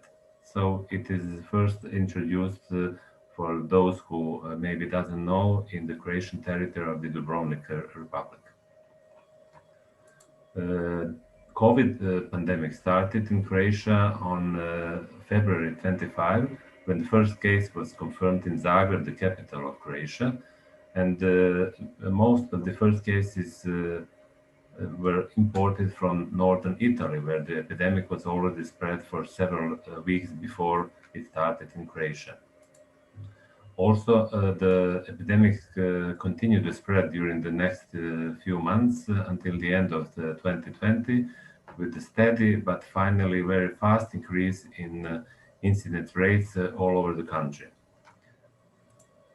This slide is showing not only the incidence rates, but the number of cases by each month by the end of 2020, showing that the most cases, the greatest number of cases and death cases happened in November and December last year, but the mean case fatality rate for country was 1.5.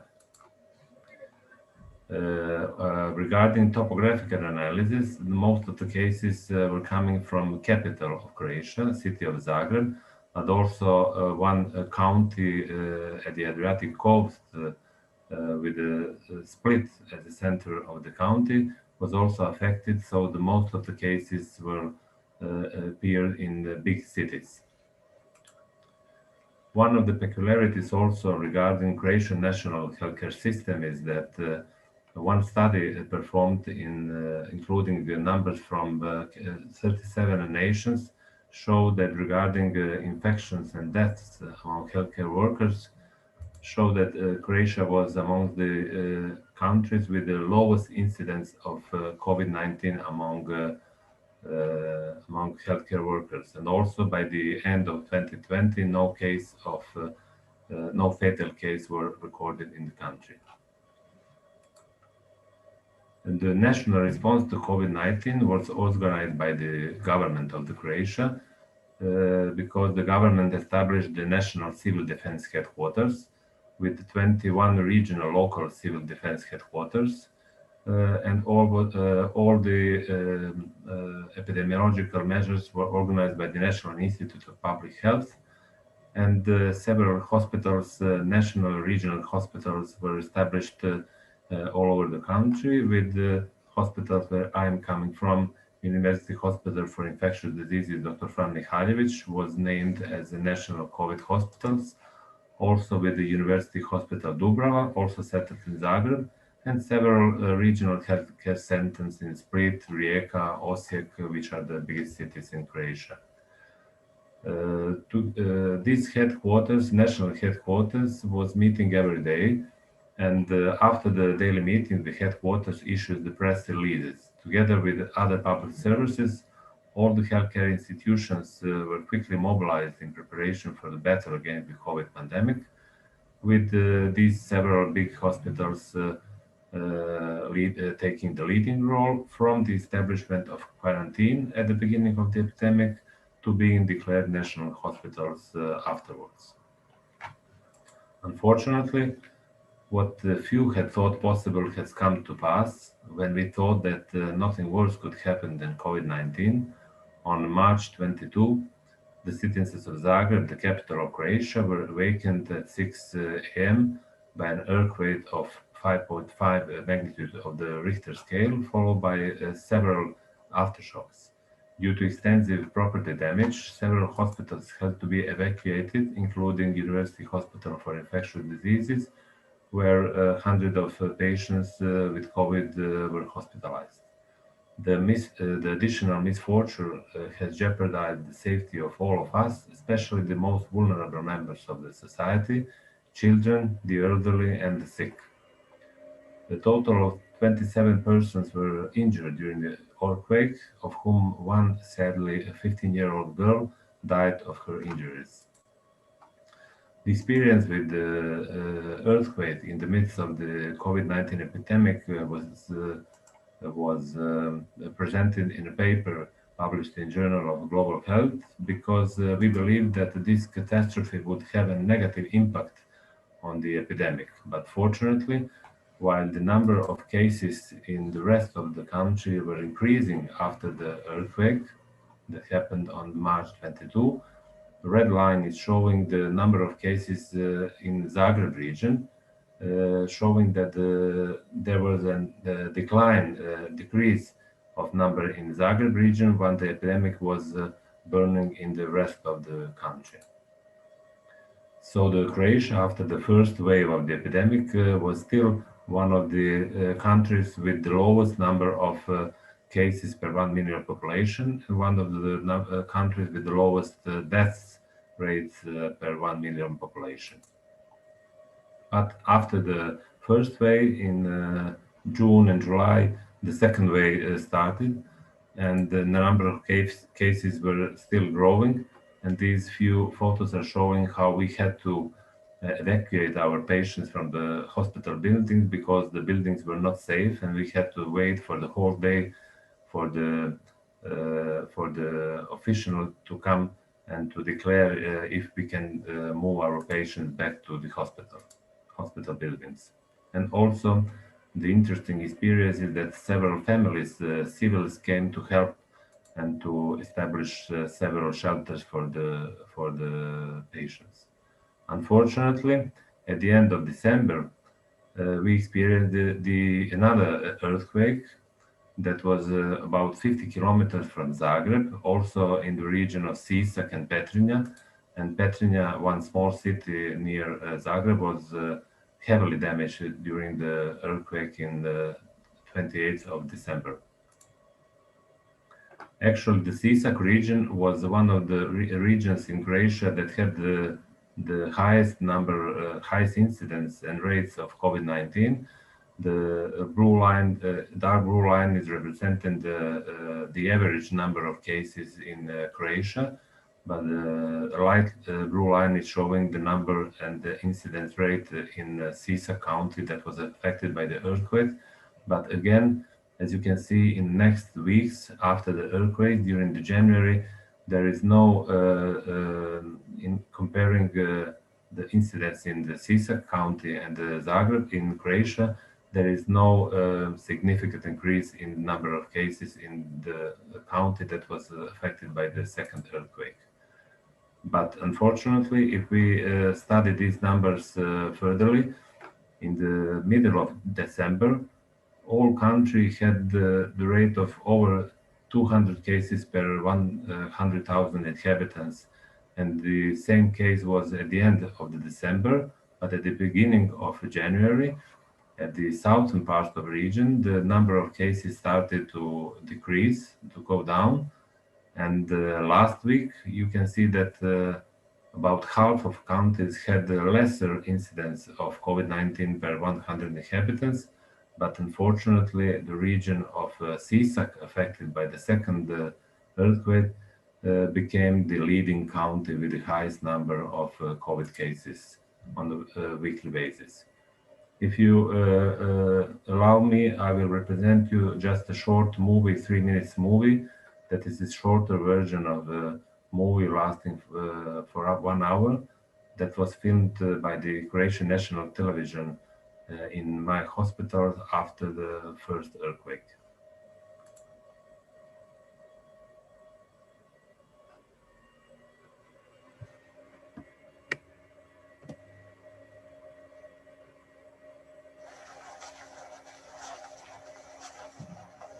Da bi mi zaštitili i osoblje i bolesnike jedne od drugih, kad pacijent dođe na prijem, mi ne znamo ko će od njih ispast na kraju pozitivan, ko ne, jer će neki od njih sigurno, većina od njih su negativni, a ovi koji dođu pozitivni mogu ugroziti osobe koje čekaju zajedno s njima istom prostoru. Zato smo iz naše primarne prijemne ambulante, koju ćemo vidjeti, morali napraviti jedno novo trijažno mjesto gdje će se raditi trijaža na početku ulaza, dakle, bolesnika u bolnicu, gdje se to smo nazvali prijamno trijažna punkt ili prijamno trijažnu djelatnost, gdje svi bolesnici kad uđu na našu portu javljaju se prvo na ovaj ovdje šalter.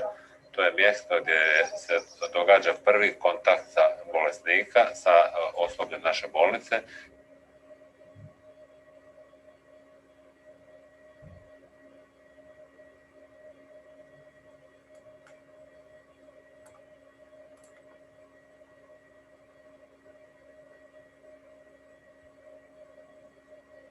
U jednom trenutku sam razmišljao dajem dušu Bogu, a Bog je neće. Tako mi je bilo teško.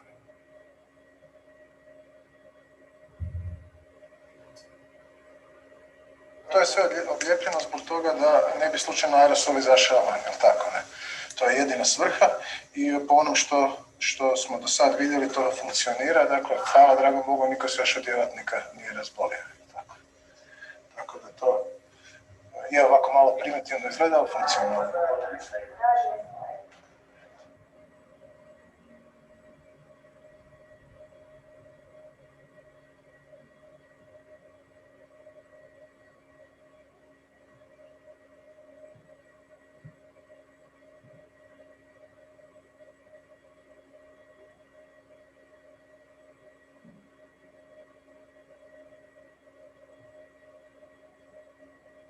Dakle, padao je i snijeg.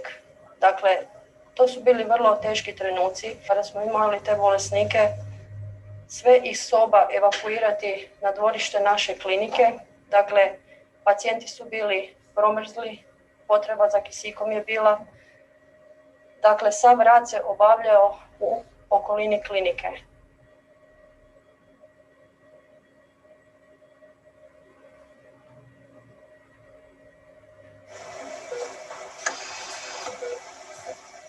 Mi nekako stalno imamo onaj nekakav sindrom da mislimo da je svugdje drugdje bolje, da svi su bolje organizirani, svi da, sustavi imaju više novaca, više tehnologije. Mi smo pokazali da mi s našom organizacijom, sa razumijevanjem infektivnih bolesti, sa disciplinom naših građana možemo biti vrhunski. Samo to sad trebamo zadržati.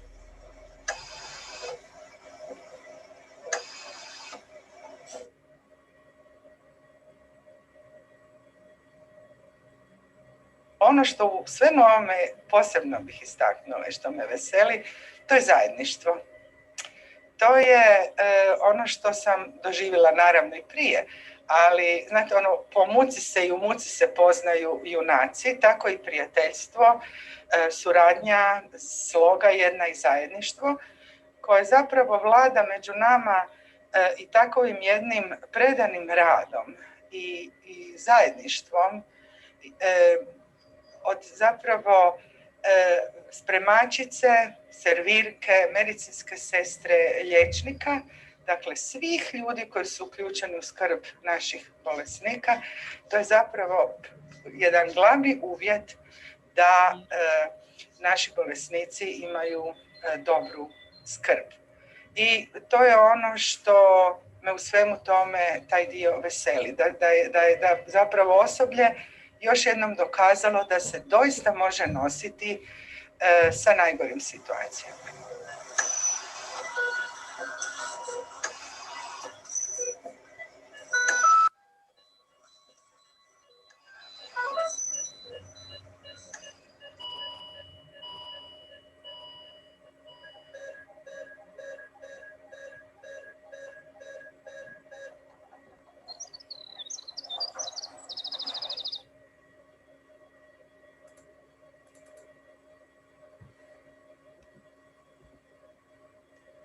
So to conclude, although Croatia was struck by by two major earthquakes amidst the COVID-19 epidemic, the spread of the epidemic has not accelerated, at least we believe also after the second one, and the country still has decreasing COVID-19 rate in most of the counties.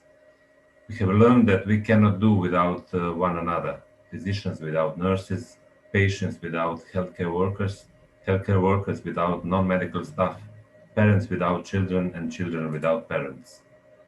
Conscious public compliance with social distancing and preventive measures could successfully prevent the COVID-19 epidemic from spreading in the country. Thank you very much for your attention. Thank you, Professor Sivlak. That was very encouraging to see the whole family of the health system working in the middle of the crisis. And I think it's good to note that we haven't seen the impact of the unfortunate earthquake to the pandemic response you have. And when you mention about the lowest healthcare workers been contracting COVID as compared to the other countries in the region, that speaks a lot about the collaborative work that the health system has demonstrated. So unfortunately, we will not have a lot of time to have a specific reflection on your presentation, Professor, but what I will do is I will quickly present my slides and we'll open it for open discussion and question and answer session at the end of my presentation. So with that, I will quickly display my presentation. So I work with World Health Organization here in Ukraine. I am a public health and epidemiologist, and I lead the health information unit in the WHO. So let me quickly try to share my screen. I hope I will be able to do that.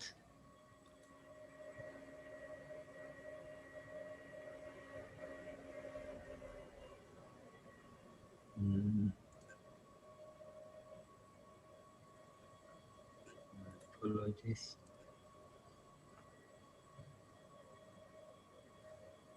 Okay, I hope you can see my screen.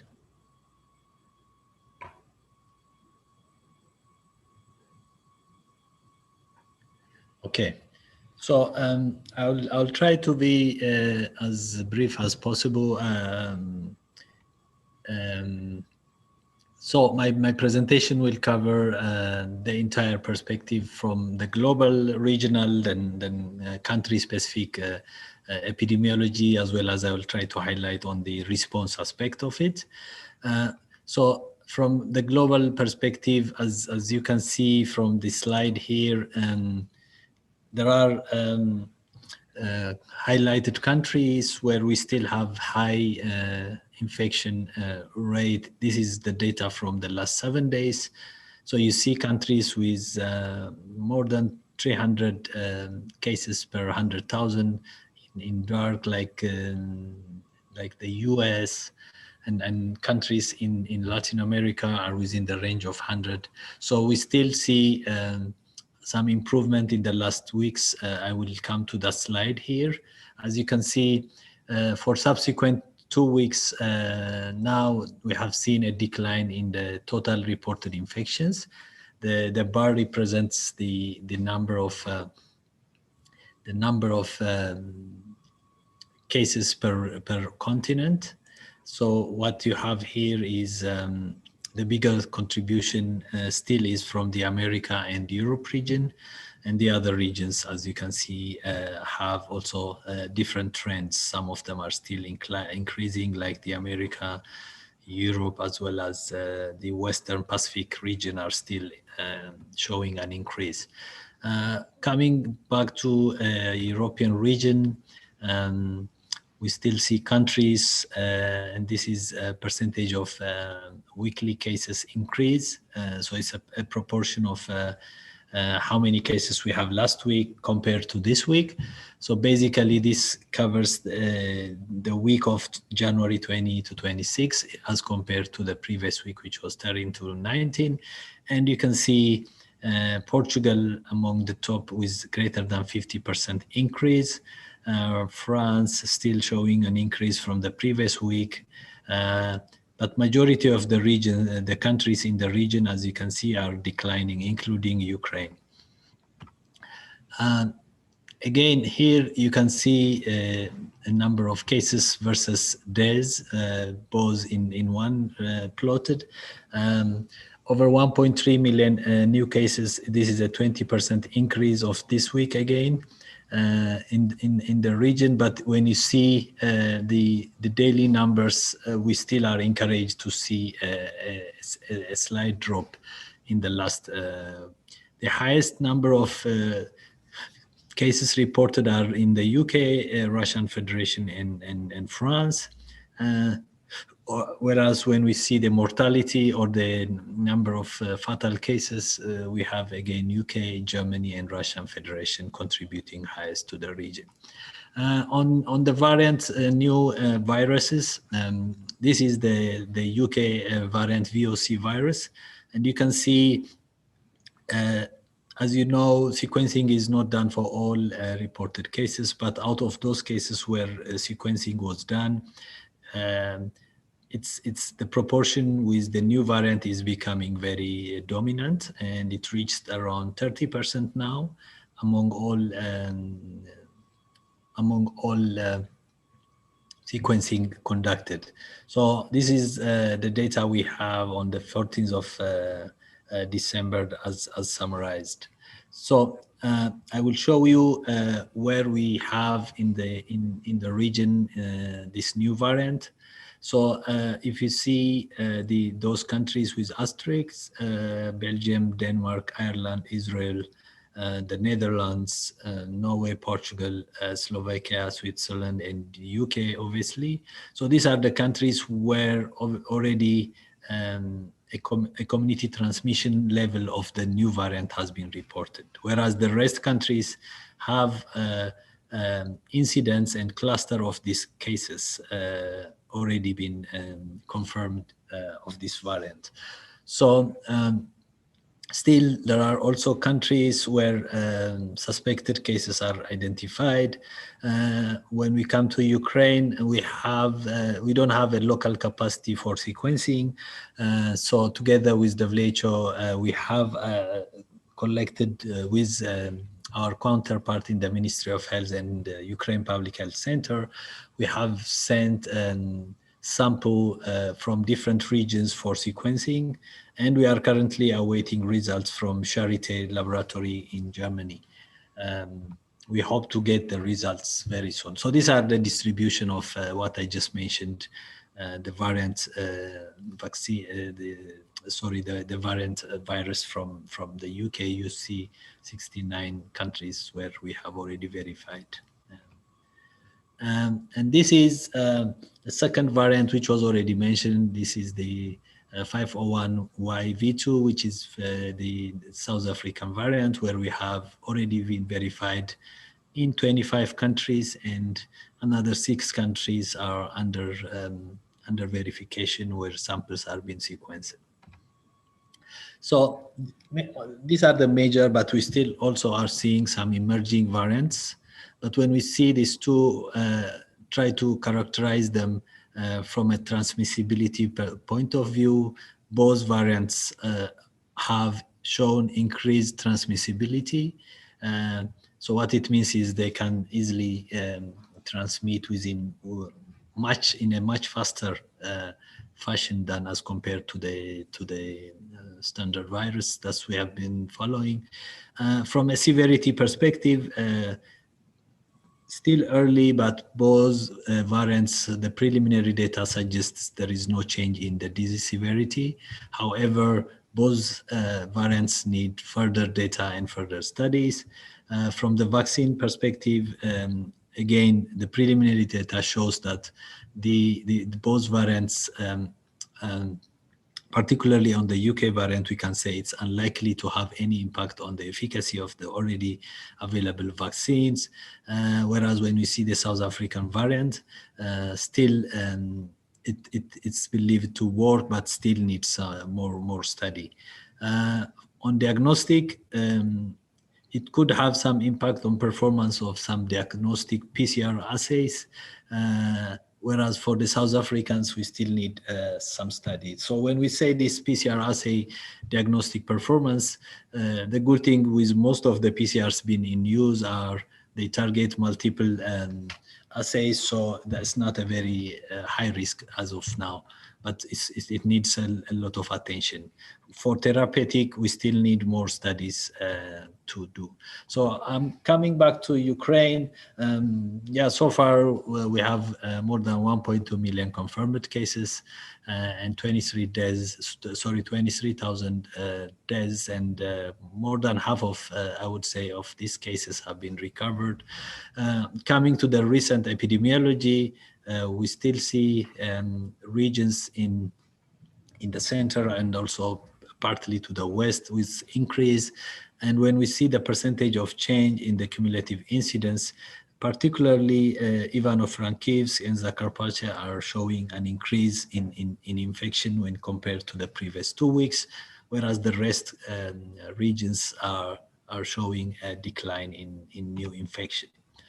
So in Ukraine, particularly starting in mid-December, when the spike was becoming a bit scary and the health system was starting to get overwhelmed late in November and early December, we start to see just before the holiday season a drop in incidence and new infection, as well as the number of new PCR tests done. So this shows you how it's evolving now. So it's kind of going down as we speak, but also the number of tests that we are performing on a daily basis is also going down.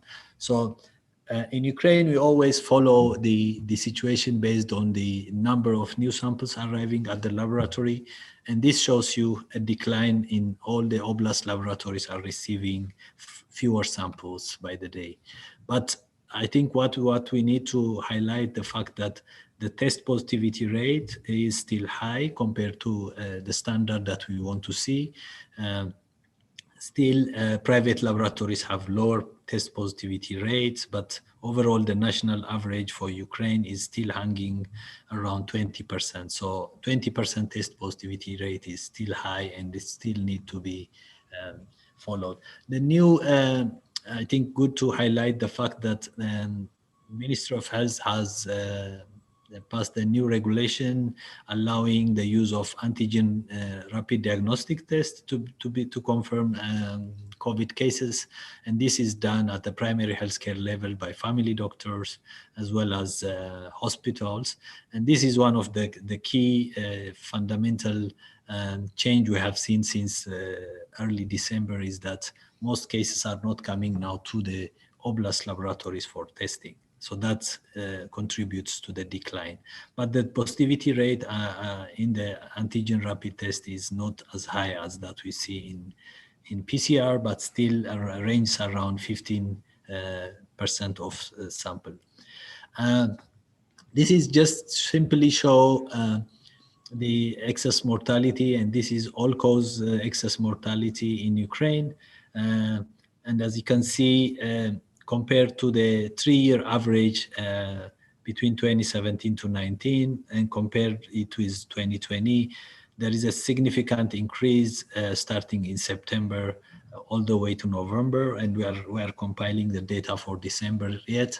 But overall, you can see this goes line in line with the increased mortality in reported COVID cases as well, because this 3 months between September and November was very critical for the health system. So we associate this increase to the COVID but we cannot exactly conclude that this is because of COVID.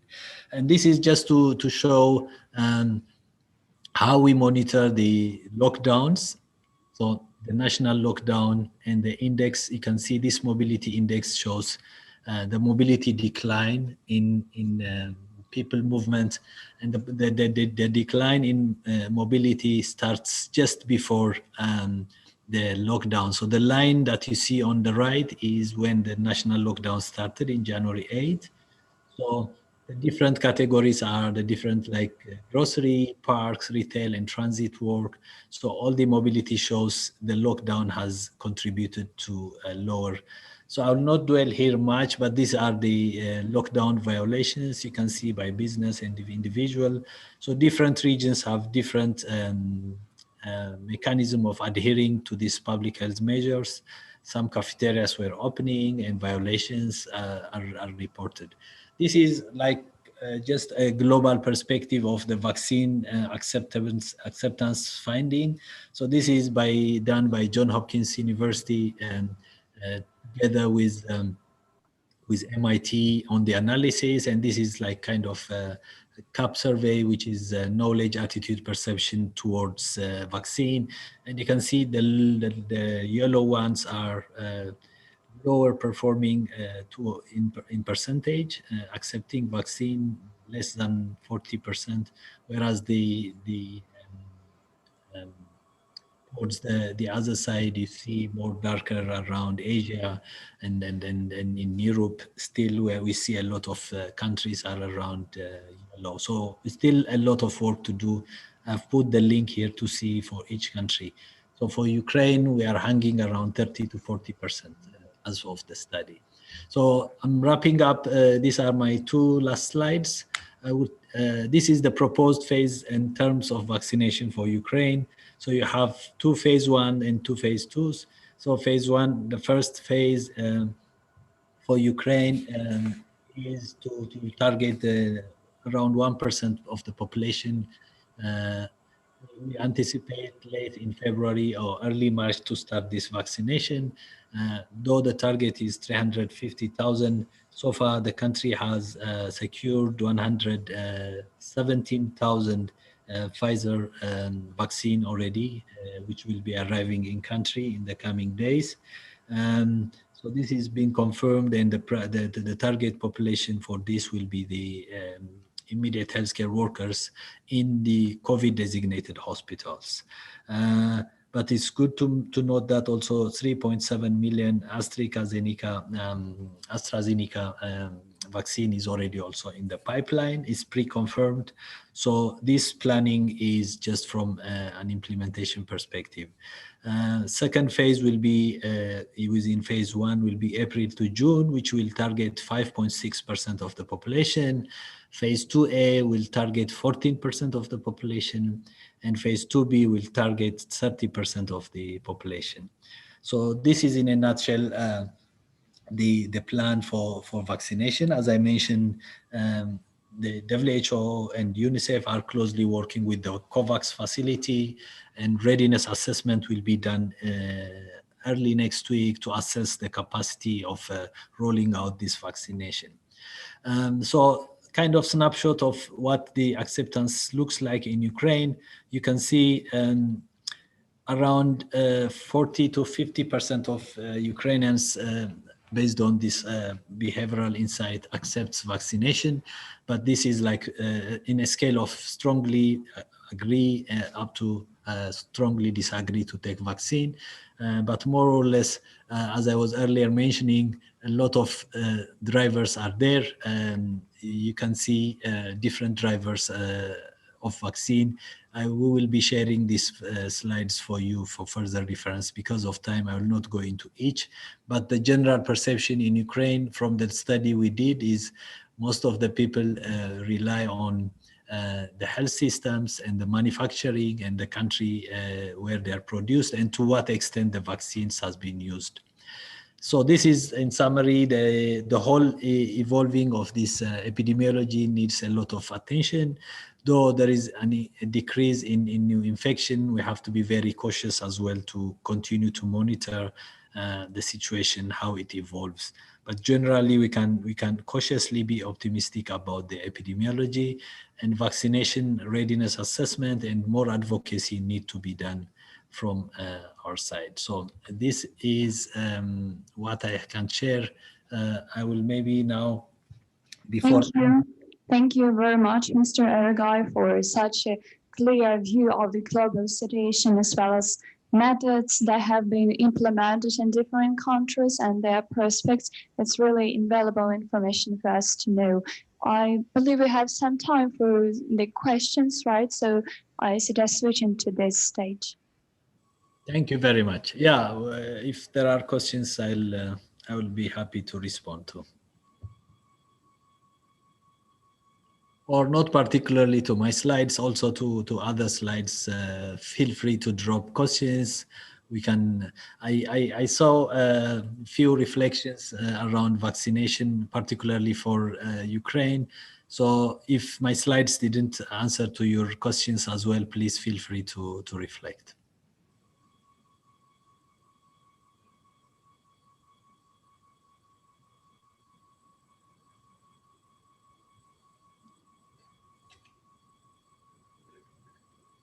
So I assume if it is silent, it means everyone is it's all clear.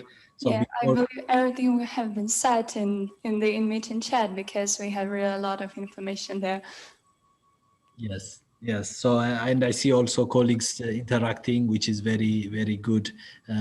So if there are no more reflections from my side, I would now hand over the floor to His Excellency Antonio Gazzanti, the ambassador of the Embassy of Sovereign Order of Malta. Back to you, Ambassador. Thank you. Can you hear me? Can you hear? Yes, we can hear you clear and loud. Okay. I would like to thank, first of all, the brilliant moderator and speaker, and all our prestigious speakers, and to greet all our guests and all our friends. Finally, I hope that you found this conference interesting. In these 2 days, we have learned many things, and we have received much information. On the one hand, we have seen great skills in terms of analysis, strategies, and intervention. But on the other hand, we have perceived how fragile we are. I think we can all agree that in addition to what has been said till now, we need all our human values and principles to win such a hard fight. The coronavirus was an opportunity to understand that the everyday reality that we often take for granted is much more complex than it seems. But I am sure that in Ukraine and around the world, we will find the strength and the coordination to defeat together this pandemic. Thank you. Thank you very much. Thank you, Ambassador. And with that, I will hand the floor back to you.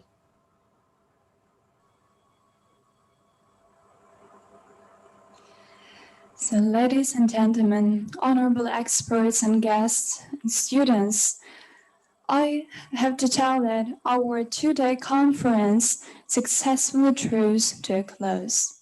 And I would like to thank everybody for active participation in this exhilarating event.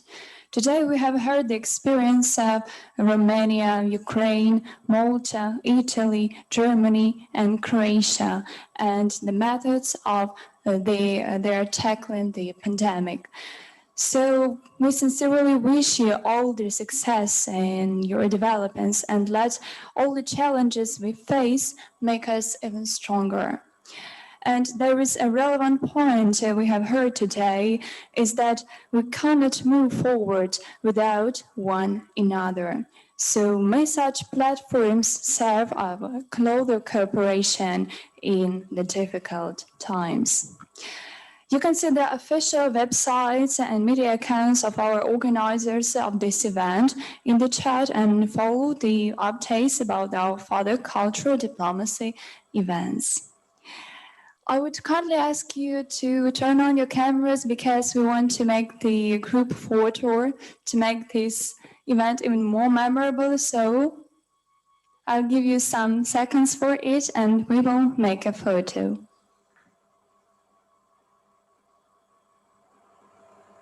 Andri.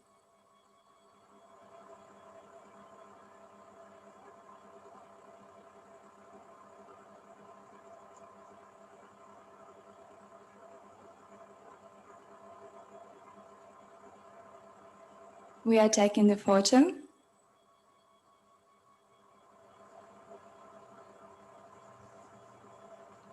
Thank you very much. Great. So for now, we wish everybody a nice evening and continuation of the day, and let the experience you can become a beacon of success for your further professional achievements. Have a nice day and see you at our next projects.